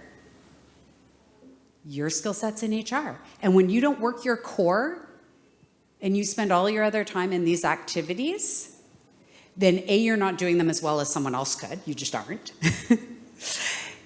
And two, you're losing an opportunity to capitalize on where your real strengths do lie. And just as a total added bonus, the other thing is, whatever we are really good at, we tend to be more passionate about it. So it's more exciting to us to work in a domain where we already have a strength than trying to learn all these things where it's not a particular strength or interest. Wise entrepreneurs learn quickly that there are other people I could be engaging with that could help with these things. And I heard someone say on the panel, I couldn't agree more, and not waiting until we're burned out or completely overloaded to make that step.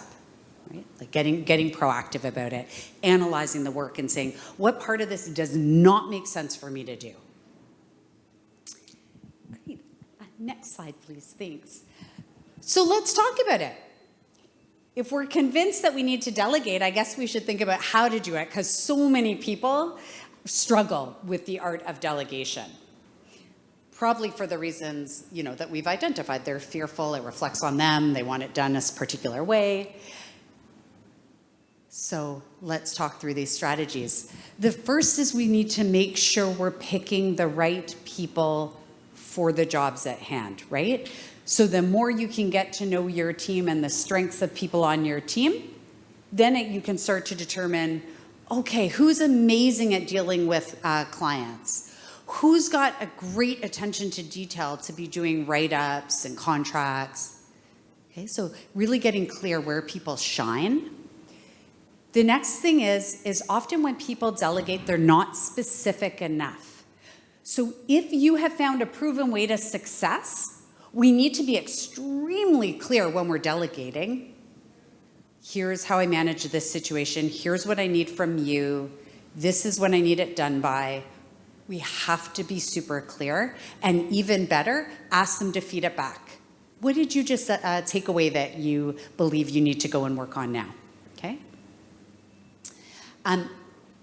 We also heard earlier today about resources and training. We can't delegate to people if we haven't trained them appropriately, or we can, but then we can't expect them to do a good job. Okay, so I think some of the reasons people shy away from delegation is because people haven't learned things yet on their team. And then they think, oh, it's going to take me too much time to explain and to train. The thing is, though, you're not doing it for this one task. I would agree with you. It isn't worth the training or the time investment if you're just doing it for one task. You have to think of it an investment in your people, an investment in your what I like to call it, in your future self. Your future self will be oh so much happier if there are people on your team that have been trained and know what to do. Next thing is don't abandon the work. And what I mean by this is just because you've delegated something doesn't mean you forget all about it. Let's check in. Let's ask how things are going. Let's have a look at something before someone has gone and spent countless hours on it, especially at the beginning as we're getting used to maybe working with different people. And we need to give feedback. What happens when we don't give feedback? So either positive feedback or constructive. What happens in the absence of feedback, though? No change, no learning, no growth. No one knows what they did right, what they did wrong. And again, it's with the guesswork. So another barrier you often hear about is that people feel, I don't have time to give everyone on my team some feedback. Once again, you do if you're invested in a relationship with someone that's going to go on, reasonably expected to go on into the future. We need to say, hey, you did an excellent job at that, and let me tell you why. Oh, you know what? There's some things we should talk about. I don't think we were on the same page with that last piece of work. Let's talk about how we can come together. Okay? But that does need to happen. So I know we probably spend a great amount of time working. I know how busy all of you must be. The more we can learn to delegate, though, we get some time, whatever, fill in your own photos with things that you might like to do.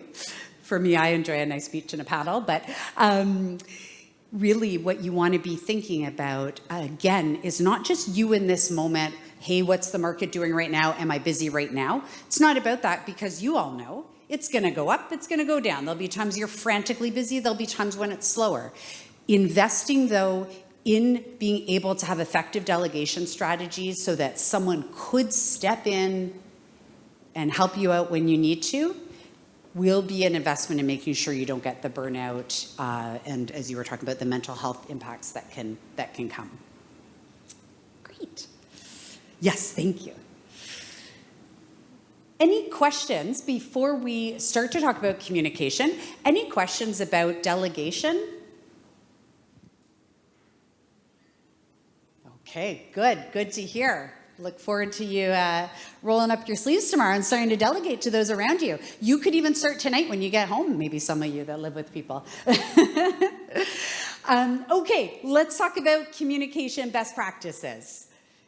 And would you mind? Thank you. Oh, the writing didn't come up, and I have no idea why. Maybe we have to hit it maybe even one more time.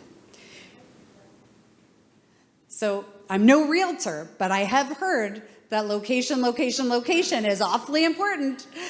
In leadership, I can tell you, it's communication. Let's go to the next slide. We'll hear why. So this poll was taken, it's a Harris poll. It was taken in 2023. And a recent poll shows that blank of surveyed employees think that their leaders lack communication skills. Shout it out at me. What do you think? What's that percentage?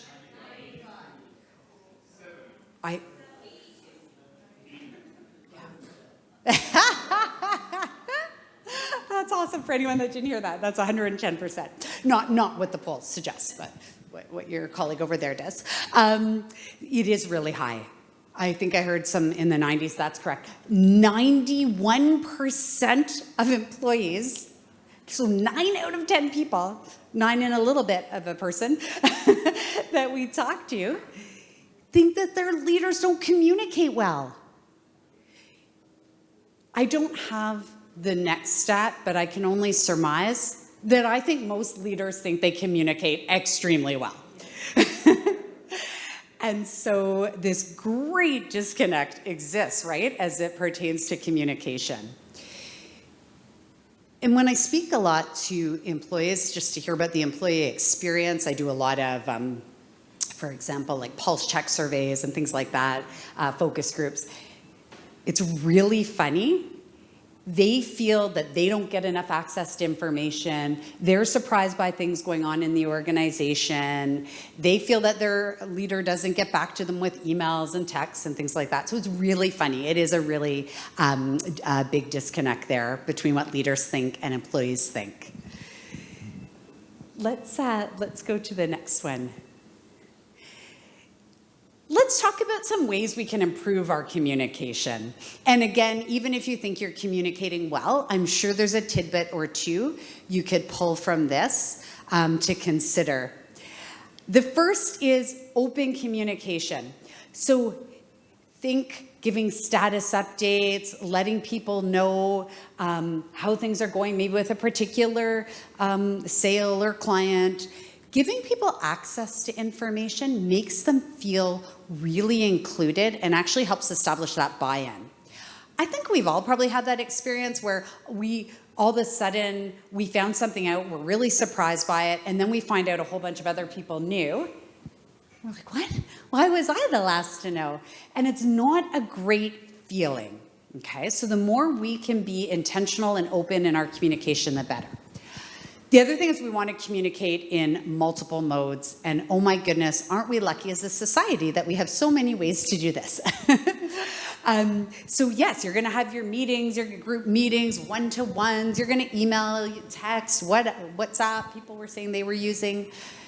The idea here is understand that just because I sent one email doesn't mean you got the message. People are inundated in their life. So we need to figure out multiple ways to get messages across to people. The other thing is that it's not really a communication if we never ask for input. So if I'm just telling you things, that is more, that's more of a dictatorship than a communication. So in a communication, ideally, we want to be, what did you understand from that email you received from me? Or what were your thoughts about the text messages that went out last night? We're asking people for input. This was mentioned at the beginning when we were talking about what makes a great culture, but making people feel heard. You don't have to agree with people, yet we do need to validate people. Okay? So if someone's coming to you and they're saying, I'm feeling X, Y, and Z, we're going to say, thanks for sharing that. I understood what you just said is you've been feeling really burnt out lately. We're going to feed something back, okay? Even if in our head we're thinking, wow, why would that be? I don't actually think they work that hard. Because validation is actually what makes people feel heard, and that's where the connection comes in. And also it will eliminate miscommunication between people if we're validating and feeding back what we heard. Next thing is nonverbal communication. So if I said I'm really excited to be here today, probably a bit of a disconnect, right? This happens all the time. I might tell you I'm really interested in what you have to say, but if I'm staring into my cell phone, then it doesn't matter what the words I just said were. You're going to read the nonverbal. And always, we will choose the nonverbal over the spoken word to decode what someone really means, which always goes often beyond just the spoken word. And actually, on the next slide, for anyone that's interested in, oh no, sorry, it's me. It's a couple slides from now. We're going to wait. Here's the teaser. For anyone that likes numbers and stats, you're going to have a really great time in about 3 to 5 minutes. For anyone that doesn't, you can just sort of check out for a minute and then we'll all come back. Okay, let's talk about, on the next slide, I apologize. Let's talk about sometimes we need to communicate with people when it's a bit more of a challenging conversation. So it's not just we're chitting or talking away about what's going on in our work or in our lives. Sometimes we actually do need to sit down with someone and have a more challenging conversation. Can someone give me one really quick example? it doesn't have to be real, but just like, what would be an example of something challenging you might need to speak to someone about in your work? The list price is too high. You valued your home at $4 billion, but we know, and we know that you want it. We know you're trying to get your best price. Got it. I love it. Thank you. It's like improv theater here, where you call out something and I'm going to use it. Okay, so here we go. The first thing we're going to do when we have a challenging conversation is we're going to use I language. We're not going to say, "You can't set your list price that high. Have you seen your house?" No, you're going to use I language that's going to sound like this. "I appreciate where you're coming from, and thanks for sharing where your thoughts are about where your house should be positioned right now. I've been doing some reflecting about it, and I'd like to show you some facts about what I've seen from some recent sales," right? So when we're having a challenging conversation with someone, it is best to stay away from sort of the feeling subjective element and go in for facts. Okay, so I really do recommend that. I'm not saying you were not exhibiting empathy and exhibiting good listening. I'm just talking about when you're sharing something using facts. And then I'd explain the impact. Okay, so when I share the facts, here's what I'm seeing out of sales in the last quarter and where things have settled at. I'm going to say, my concern is that your house might really sit on the market a long time, and I know you're really hoping to get into that in your next place, and so I'm concerned that by doing this, you won't be able to achieve what you've set out to want to accomplish. Okay? Some sort of impact statement works really well. Because if you only share the facts and you don't share the impact, then people can be a little turned off by that, right? It might feel kind of abrasive, so we need to talk a bit of the impact. Then we might ask some questions. Asking questions is really critical so we don't jump into assumptions. Would be a really good time to say to your client, "I'm curious to hear where you consulted to determine how you wanted to price your home," or, you know,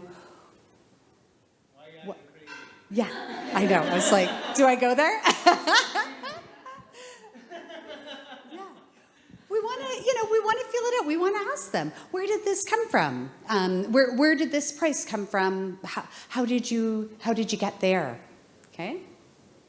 With minimal judgment attached in our voice. And then whatever they say, going back to validation, because it's critical in a challenging conversation, you know, those tense conversations, we're going to say, "Oh, I see, your neighbor's been telling you that they heard the market's really gone up a lot, and they heard their house was worth X amount of dollars. Gotcha." Yeah. And then what I might say is, you know, because I just showed you some of the figures we have on our end, what do you think we should do about the price now?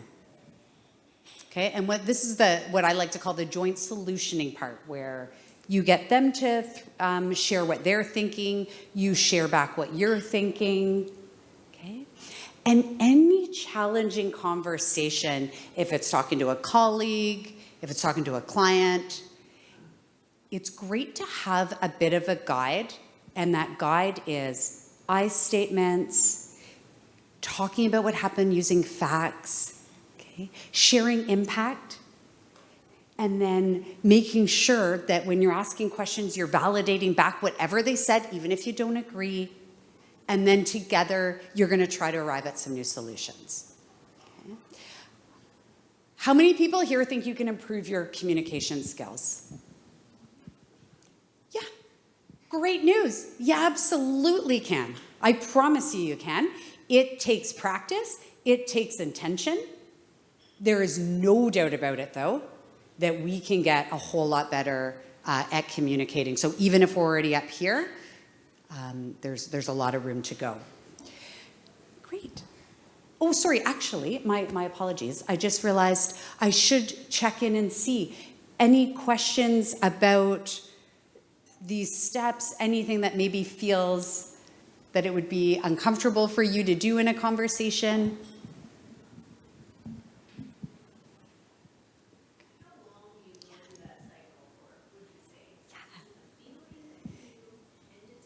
Yeah. And scene. Yeah. Ideally, if we're not really getting anywhere, the conversation starts to repeat. You know how some people, you think you've moved them away, but then they come right back to you with the same thing again and again? We're not going to get anywhere that time. So I love to say this. You shared some great points with me. I really appreciate it. I'm going to go away and reflect on that. And I'd ask that you consider some of the things that I brought forward too. Let's circle back together. Okay? Those conversations that run around and around, if you haven't gotten anywhere by kind of running this through a couple times with someone, you probably are going to get stuck. Yeah, great question, Michelle. Thank you. See, this is why. One of the best students ever. Okay, now we will go into the stats portion of our conversation, which is strictly this. Sorry, it just has to press maybe twice. Yeah, thank you so much. So you can see in the communication pie chart of life that only 7% of the overall communication comes through the actual spoken words. And as you can see, my goodness, body language accounting for 55%. So if you're looking at people having an open stance, or are you turning away, or are you dismissive in your body language, that accounts for over half of what people take away in a communication, as well as the tone of voice. And so, I'm not going to urge you to try saying some really rude words to each other.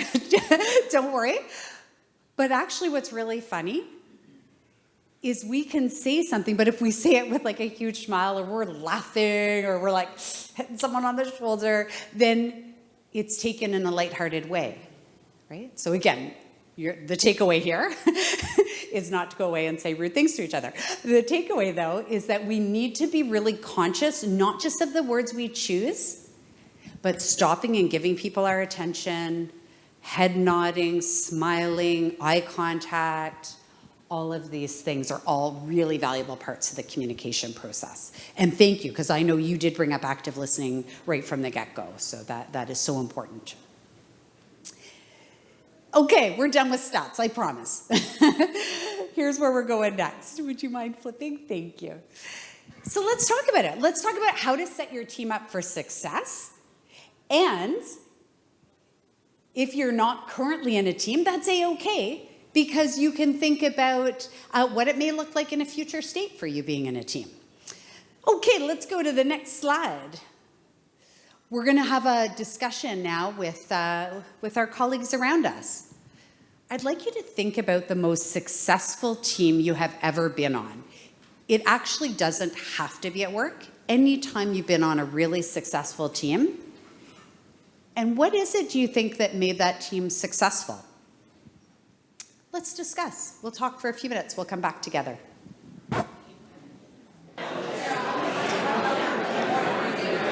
Okay. I'm going to boldly interrupt once again. But this topic usually does get really great energy, right? Because we get excited thinking about some of the awesome teams we've all been part of. Curious to hear from anyone that wants to share what made the team so great that you were on. Yeah, thank you. Oh, I love that. What about the community?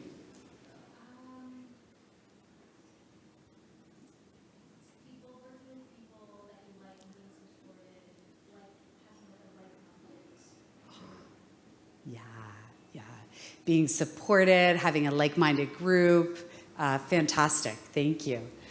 What else made your team successful? Lifting people up, right? Absolutely. We're all caring for each other. It's like a gigantic safety net, really. Like it feels like that. That's fantastic. I did see you.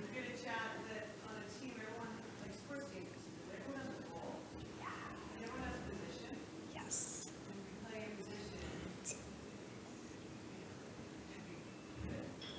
Absolutely. I have to laugh just because my husband and I, we like know our roles. And it's like a well-oiled machine because no one has to debate who's doing what. Like, no, everyone knows. Or I tell him and he knows.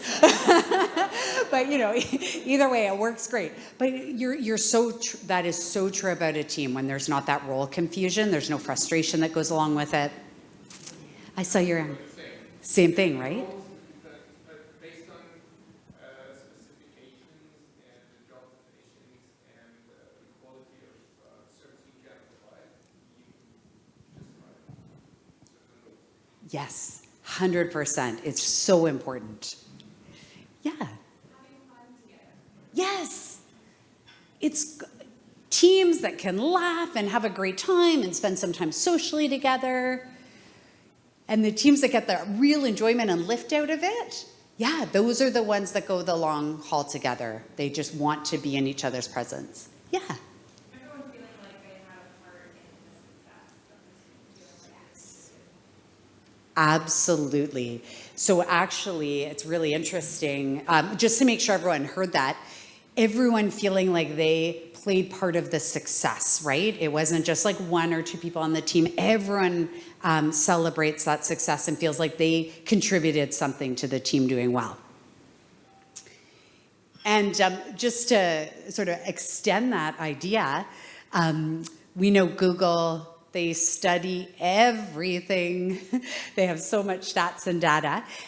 And they spent 4 years trying to determine what makes the perfect team.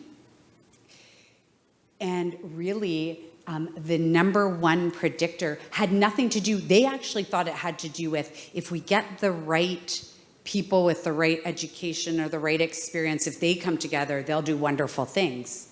And while that may be true, actually the biggest predictor is psychological safety, which is that everyone felt that they had a voice, they felt that they mattered, they felt they were contributing and part of the success of the team. So that is the number one predictor for teams being successful. That's called Project Aristotle, by the way. If you want to read about it, it's pretty cool. Cool read, lots about that. Okay, next slide. Thank you for all those ideas that came forward. So let's talk about how do we build an effective structure? Because I do think that is important that we get that right. You don't want to be overly investing in maybe people or skills that may not be necessary for the team, and we want to leverage people's strengths. So let's talk about it. The first thing is you have to decide what would success look like, what's our team trying to accomplish? Because until we know that, we don't actually know what kind of skills, even what kinds of attitudes and so forth we need on the team. And then the next thing is, once you are very clear on what you want to accomplish, you would want to do a gap analysis. You don't have to call it that. It doesn't have to be that, that technical. The idea here, though, is like what skill sets would make this team shine? And then being able to think about either your existing team or your future state team and work from a strengths perspective, always from a strengths perspective. So if you're interviewing and you know you need someone in customer care, well then guess what?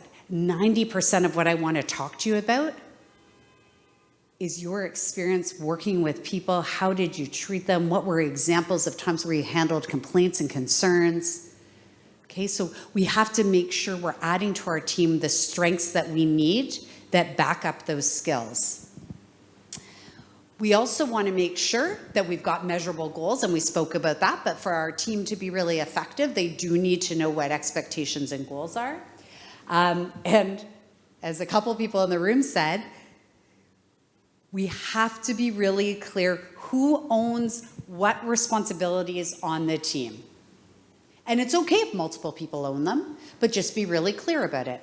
One of the panelists earlier was talking about it was really clear because it was by geographic area.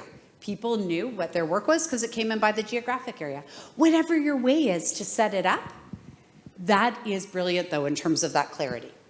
And that really goes hand in hand with having a clear workflow.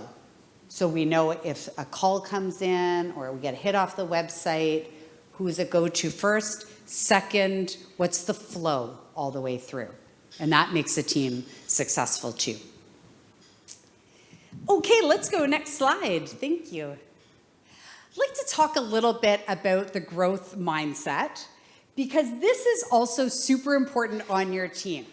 And this is something that you can instill with anyone that you work with and other people in your life, I always like to add, but the growth mindset is really powerful. This is the belief. A fixed mindset is like, no, I'm not good at that. No, I can't do that. A growth mindset might look like, hey, I haven't learned everything there is about that yet. Or, wow, I really bombed that. But here's what I took away and here's what I learned about that experience. A growth mindset is taking our challenges and figuring out what we can learn about them. I like to ask my clients that I coach, they'll share like the worst things with me, and I'll turn back to them and I'll say, what's the gift here? People love that. You can imagine maybe you lost a job or something's really serious, and I'll say, what's the gift? But once we repair our fractured relationship from me asking that question, the point is that it's actually really resonant for people because it's powerful. All it means is there was a gift here to learn something about myself that I never learned before. So the growth mindset is looking at life, looking at obstacles in a way to challenge yourself and in a way to grow and learn. The best word that you will want to take away if you want to invoke the growth mindset is the word yet. So you might say, I haven't closed as many sales as I'd like yet. Okay, not I haven't closed as many sales as I'd like. That's kind of deflating, right? The word yet, short but powerful, start to put it to things that maybe you're working towards. And that is something powerful. So I've got my kids trained. Every time kids say they don't like something or they're not good at something, I just walk around the house, yet. But now they do it. Now they say it to things. They're like, oh, I didn't get a good grade yet. So that's the growth mindset. So I'm curious, now that you know what the growth mindset is, what are some ways you could imagine instilling the growth mindset in your teams? So give you a moment to think about that together.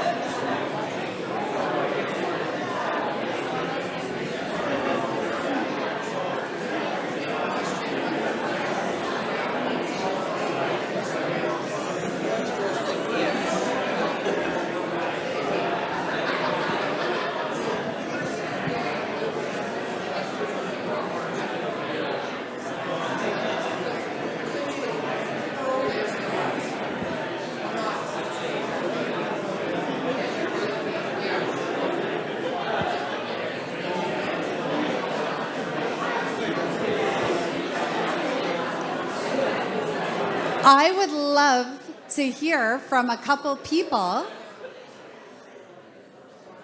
that could share what do you imagine you could do in your teams to get a growth mindset going? And maybe you already have one. So anything you're currently doing or what you could envision doing to create that growth mindset. What do you think? Yes, Michelle. Yeah. Yeah.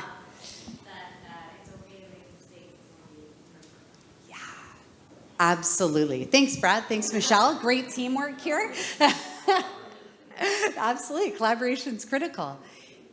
Yeah. Yeah.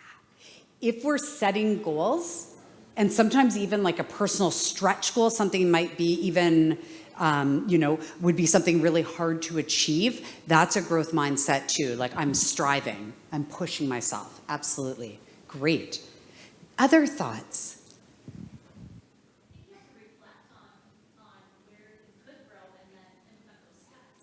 Absolutely. I love that. Right? So the growth mindset is taking the opportunity to reflect, seizing, making plans, seizing opportunities, and really making sure that you're being thoughtful around ways that not just you personally are growing and developing from different experiences, but how are other people as well. So I love to have team meetings where we go around. You don't have to do this, don't worry, every time you meet with your team, but I like to have team meetings where we go around and we're like, hey, what's something really different you learned working with that client? Or what can you share about that last conference you went to? So it's keeping everyone engaged in continually learning and sharing together. Okay, let's go, we'll move along here. A few things just to support a growth mindset. So we were talking about learning opportunities. I know we were talking too earlier on the panel about how important that is. I think Jessica was saying she has a coach, like things like that. Very much investing in those opportunities really helpful. The second thing is that we want to support both collaboration, but we also want to support autonomy too. Because we want people to try things on their own. We want people to have their own personal challenges that they're trying to overcome. And with your team, it's all about, just like every aspect of leadership, we need to model it. So if I come down really hard on you for making a mistake and don't take the opportunity to unpack with you why you made that mistake and what did you learn from making that mistake, then it doesn't matter if I say I want to have a team with a great growth mindset because I'm not modeling it. Okay, let's head on to the next one. I want to talk a little bit about the scarcity mentality. And actually, I think one of the first questions that came up earlier today, and I promise I made these slides before the break. I didn't just create them since the panel, but actually one of the very first questions was, hey, what do I do if someone on my team, I teach them all this stuff, we've invoked the growth mindset, we've done all these learning opportunities, and now they're so good they want to go and leave. Okay, that's the scarcity mentality. So we're going to talk about it. Can we go to the next slide? This time, we've amped it up. It's not just a group question. Now we're doing a group case study. Whew. So here we go. I shall read out the case, and you can have a couple minutes to unpack it together. So Kieran, a senior agent, had recently lost a star performer on her team, James. After several years of working together where Kieran had tirelessly mentored James, he had gone out on his own. Oh, James. He was now a very successful realtor and head of his own team. In fact, James had recently secured a new lucrative listing that Kieran had hoped would be hers. After James left, Kieran replaced him with a new realtor named Sandra. Afraid of what happened with James, Kieran offered very little support and training opportunities to Sandra. She kept Sandra away from key decisions and conversations about strategy. That's a very long-winded way to ask this question. What potential problems might Kieran face moving forward with Sandra? Okay, so we have Sandra on our team. Sandra's now being kept really at an arm's length, not getting mentorship and support. There you go, something to talk about for a couple minutes.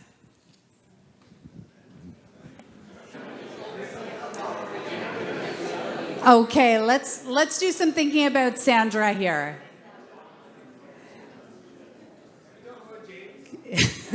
And we'll talk about James. We got it. Absolutely. Let's start with Sandra here. I'm curious, what kind of potential problems do you envision with Kieran's new strategy? Kieran's setting Sandra up to fail. Yeah. Sandra's not going to do well. Really? You want someone on your team that's not going to be performing? That's interesting. What else? What else is going to happen? She's not setting Sandra up for success. Yeah. Right? That's when you're thinking about the team culture you want to set. That would literally be like, hey, I want to set a culture here where no one does well except me. Right? I mean, like when we think about the logic, because that is what it is. What else is going to go on here with Sandra? Right. Bye-bye. We might as well start planning the party now, right? Sandra's not going to stay in this environment. Very few, or she'll stay, probably, perform at sort of a bare minimum standard, and then as soon as she can, she'll jump. Right? So trying to hold people back, trying to keep people down is not the path to success. It's not the path to success for you, and it's not the path to success for anyone that might work with you. You had something you wanted to say about James. Yeah. Yeah. I would like to know, have a meeting with James and ask him why he wanted to. Yeah, love that. Absolutely. So you have a star performer that wants to leave? What a great conversation to have. Absolutely. And I encourage that. I absolutely do. Any of your team members that might come to you and talk about exiting, that is such a great conversation. Hey, what would it look like if you stayed? What do you need to feel really successful that you can channel all that success and channel it with here on the team? What would that look like for you? Love it. Absolutely. Let's go to the next slide for a moment. So to overcome the scarcity mindset, we really need to be thinking about how can we create an excellent environment and be an amazing leader so that people will actually go out and talk about us. And they'll actually say, hey, have you worked with Kieran? She's a phenomenal mentor. She's someone that people on the team are really proud and happy to work with. They learn so much from her. So you get a reputation, okay? And now you're building a team of high performers that regardless of what's happening in the market, people are invested in doing really well. They have that commitment and that buy-in, and they're working hard for the team. And the other thing too is we don't want to look at our team members as possible competitors. Yeah, sure, it's possible they might go out on their own one day, but maybe one day they'd be a partner with you. Maybe one day you might collaborate on something together. And really, it's okay to just have some friends in the industries that once got their start with you. That's okay too, that's really great. I can say from my own experience, I've had people work with me for years and then off they went on to really great things, and guess what? That makes me proud of them, and it tells me I was doing something right as well. We don't need to be fearful of developing people and seeing them as competitors. Okay, so that is something to think about. It's about team success. Great. We'll just go to the next slide. Thank you. We're going to just close with a little bit, a few words about effective leadership, and then I'd love to open it up to any questions that might be coming up for anyone. So let's breeze on through here. So for this one, this is just an individual exercise right now. I'm curious, what do you think is the most important quality for a leader to possess? What do you think? Did you say selflessness? Love that. So there's this whole school of thought around servant leadership, which is I'm here for my team and we are, leading very much from a selfless way. Yeah, I see right in the back there in the black. Oh, sorry. And then you. Yeah. Building trust on the team, incredibly important. Yeah. Empathy. Yes.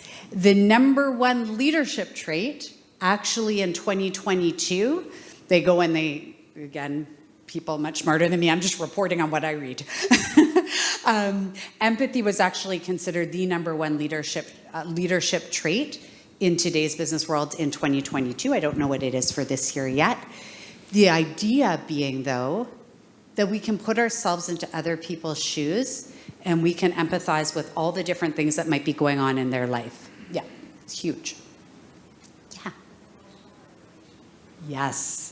With emotional regulation here, sometimes referred to as emotional intelligence. We're staying calm. We're staying, stable. Like we're stable for people to be able to rely on us. It doesn't mean, by the way, good news for me anyways, it doesn't mean we have to be calm in the sense like I'm really quiet, I'm creating a calm space. No, I mean like regardless of a big crisis situation happens, it's still cool and calm. I've got this. I'm a leader. I've got this. I've got you if you're in crisis, right? So it is about the ability to manage one's own emotions and not whip our team into a frenzy of nerves and anxiety. Yeah. Other thoughts? Yeah, Brad. In the end, I think team leader has to be good at their SHIT. Yeah. Has to be good at their job. Yeah, I agree. I really do agree. Because people will look to their leaders, right? So if their leaders are actually good at the work that they are leading, then people look up to you and they learn from you. I feel as, even though I totally agree with you, Brad, I actually really do. I will just say this, there is another school of thought that it's any leader, true leader, can lead anyone. They don't actually have to know the work. And there's a school of thought that says it's about motivating and inspiring the people to do the work and creating that space for them. And I appreciate that.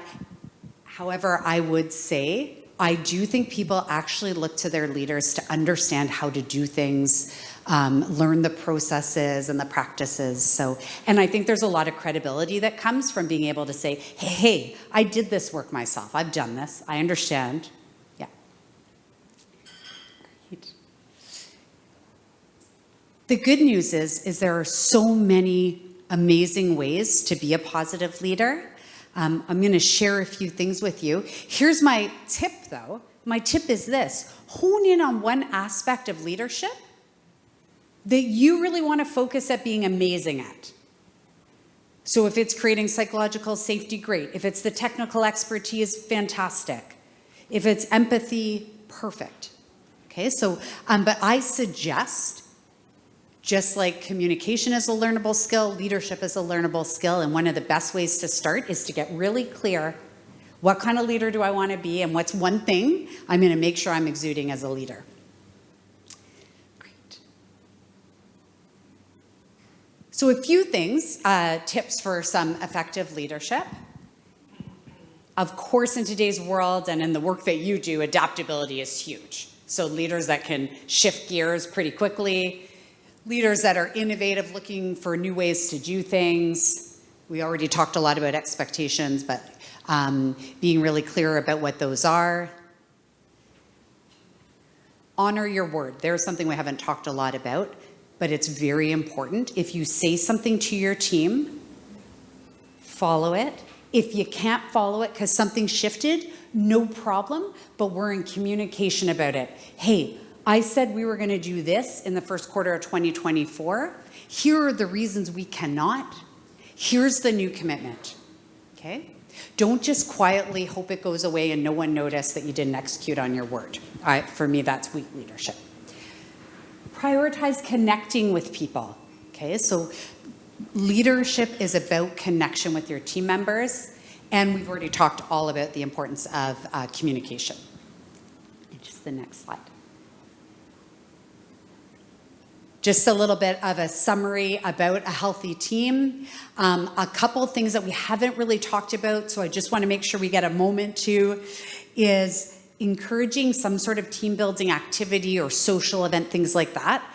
Critical. We have to actually carve out a little bit of time for that, for your team to gel and to be successful.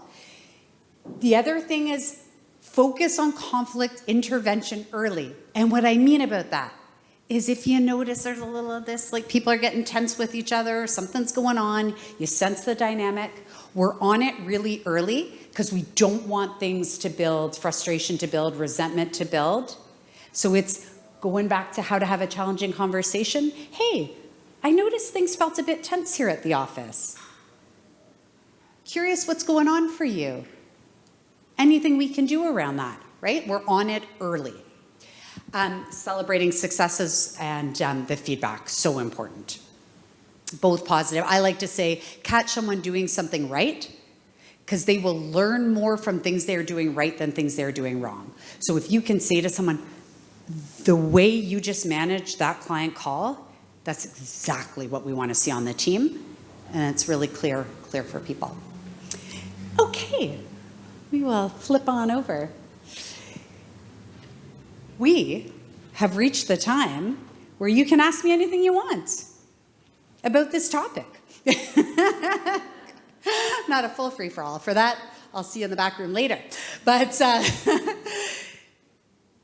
what questions might you have about leadership, or what might you want to share with your colleagues? Yeah. How often do you recommend doing team building exercises? Yeah, absolutely. I'll just answer for what I do for my own team, which is once a month. Because people are working in all different areas, and so we really do something different. There's always a different theme. It's like a bike ride around Stanley Park, or it's a happy hour. Like we'll find different things, but we will all try to come together once a month where possible. Some people can't make it, no problem, but that's the goal. Yeah. Great question. Thank you for that. Anything else? Yes, thank you.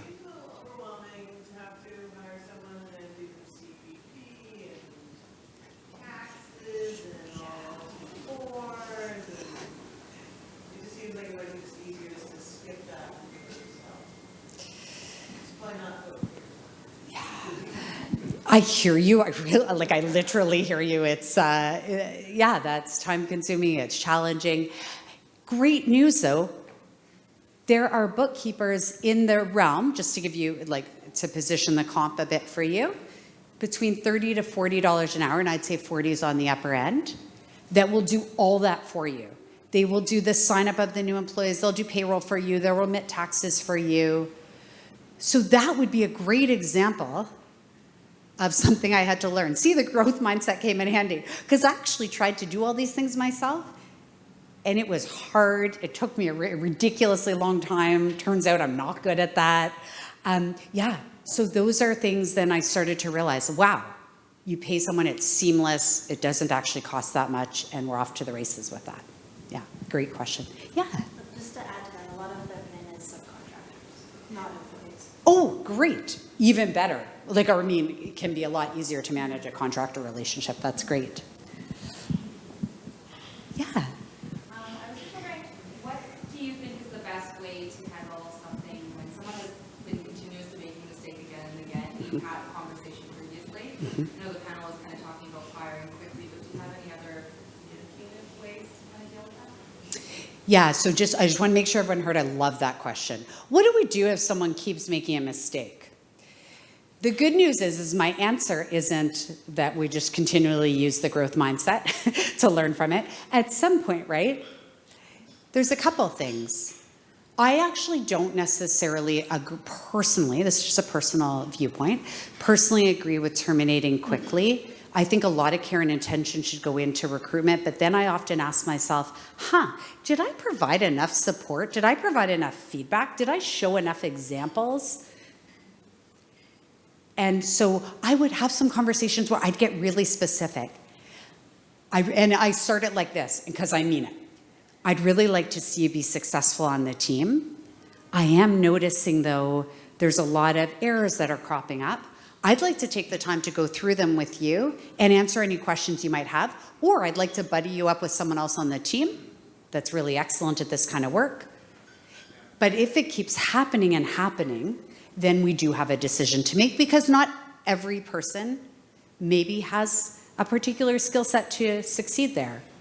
Another thing I might look to do is I might look to see, do they have other strengths on the team that I could redeploy some of, you know what I mean? Like rejig the work. Like, so if they're not very detail oriented, but they're amazing with customer service, I might do a little bit of a redeployment. And of course, we can always let people go if it's not the fit. Yeah. What's that? Sandra needs mentorship. She's going to be amazing. Stick with her. Anything else? I know I've gone a couple minutes over, and I don't want to stand in the way of a good time. So I do want to thank everyone so much for the great contributions today, and such a pleasure to be here with you today.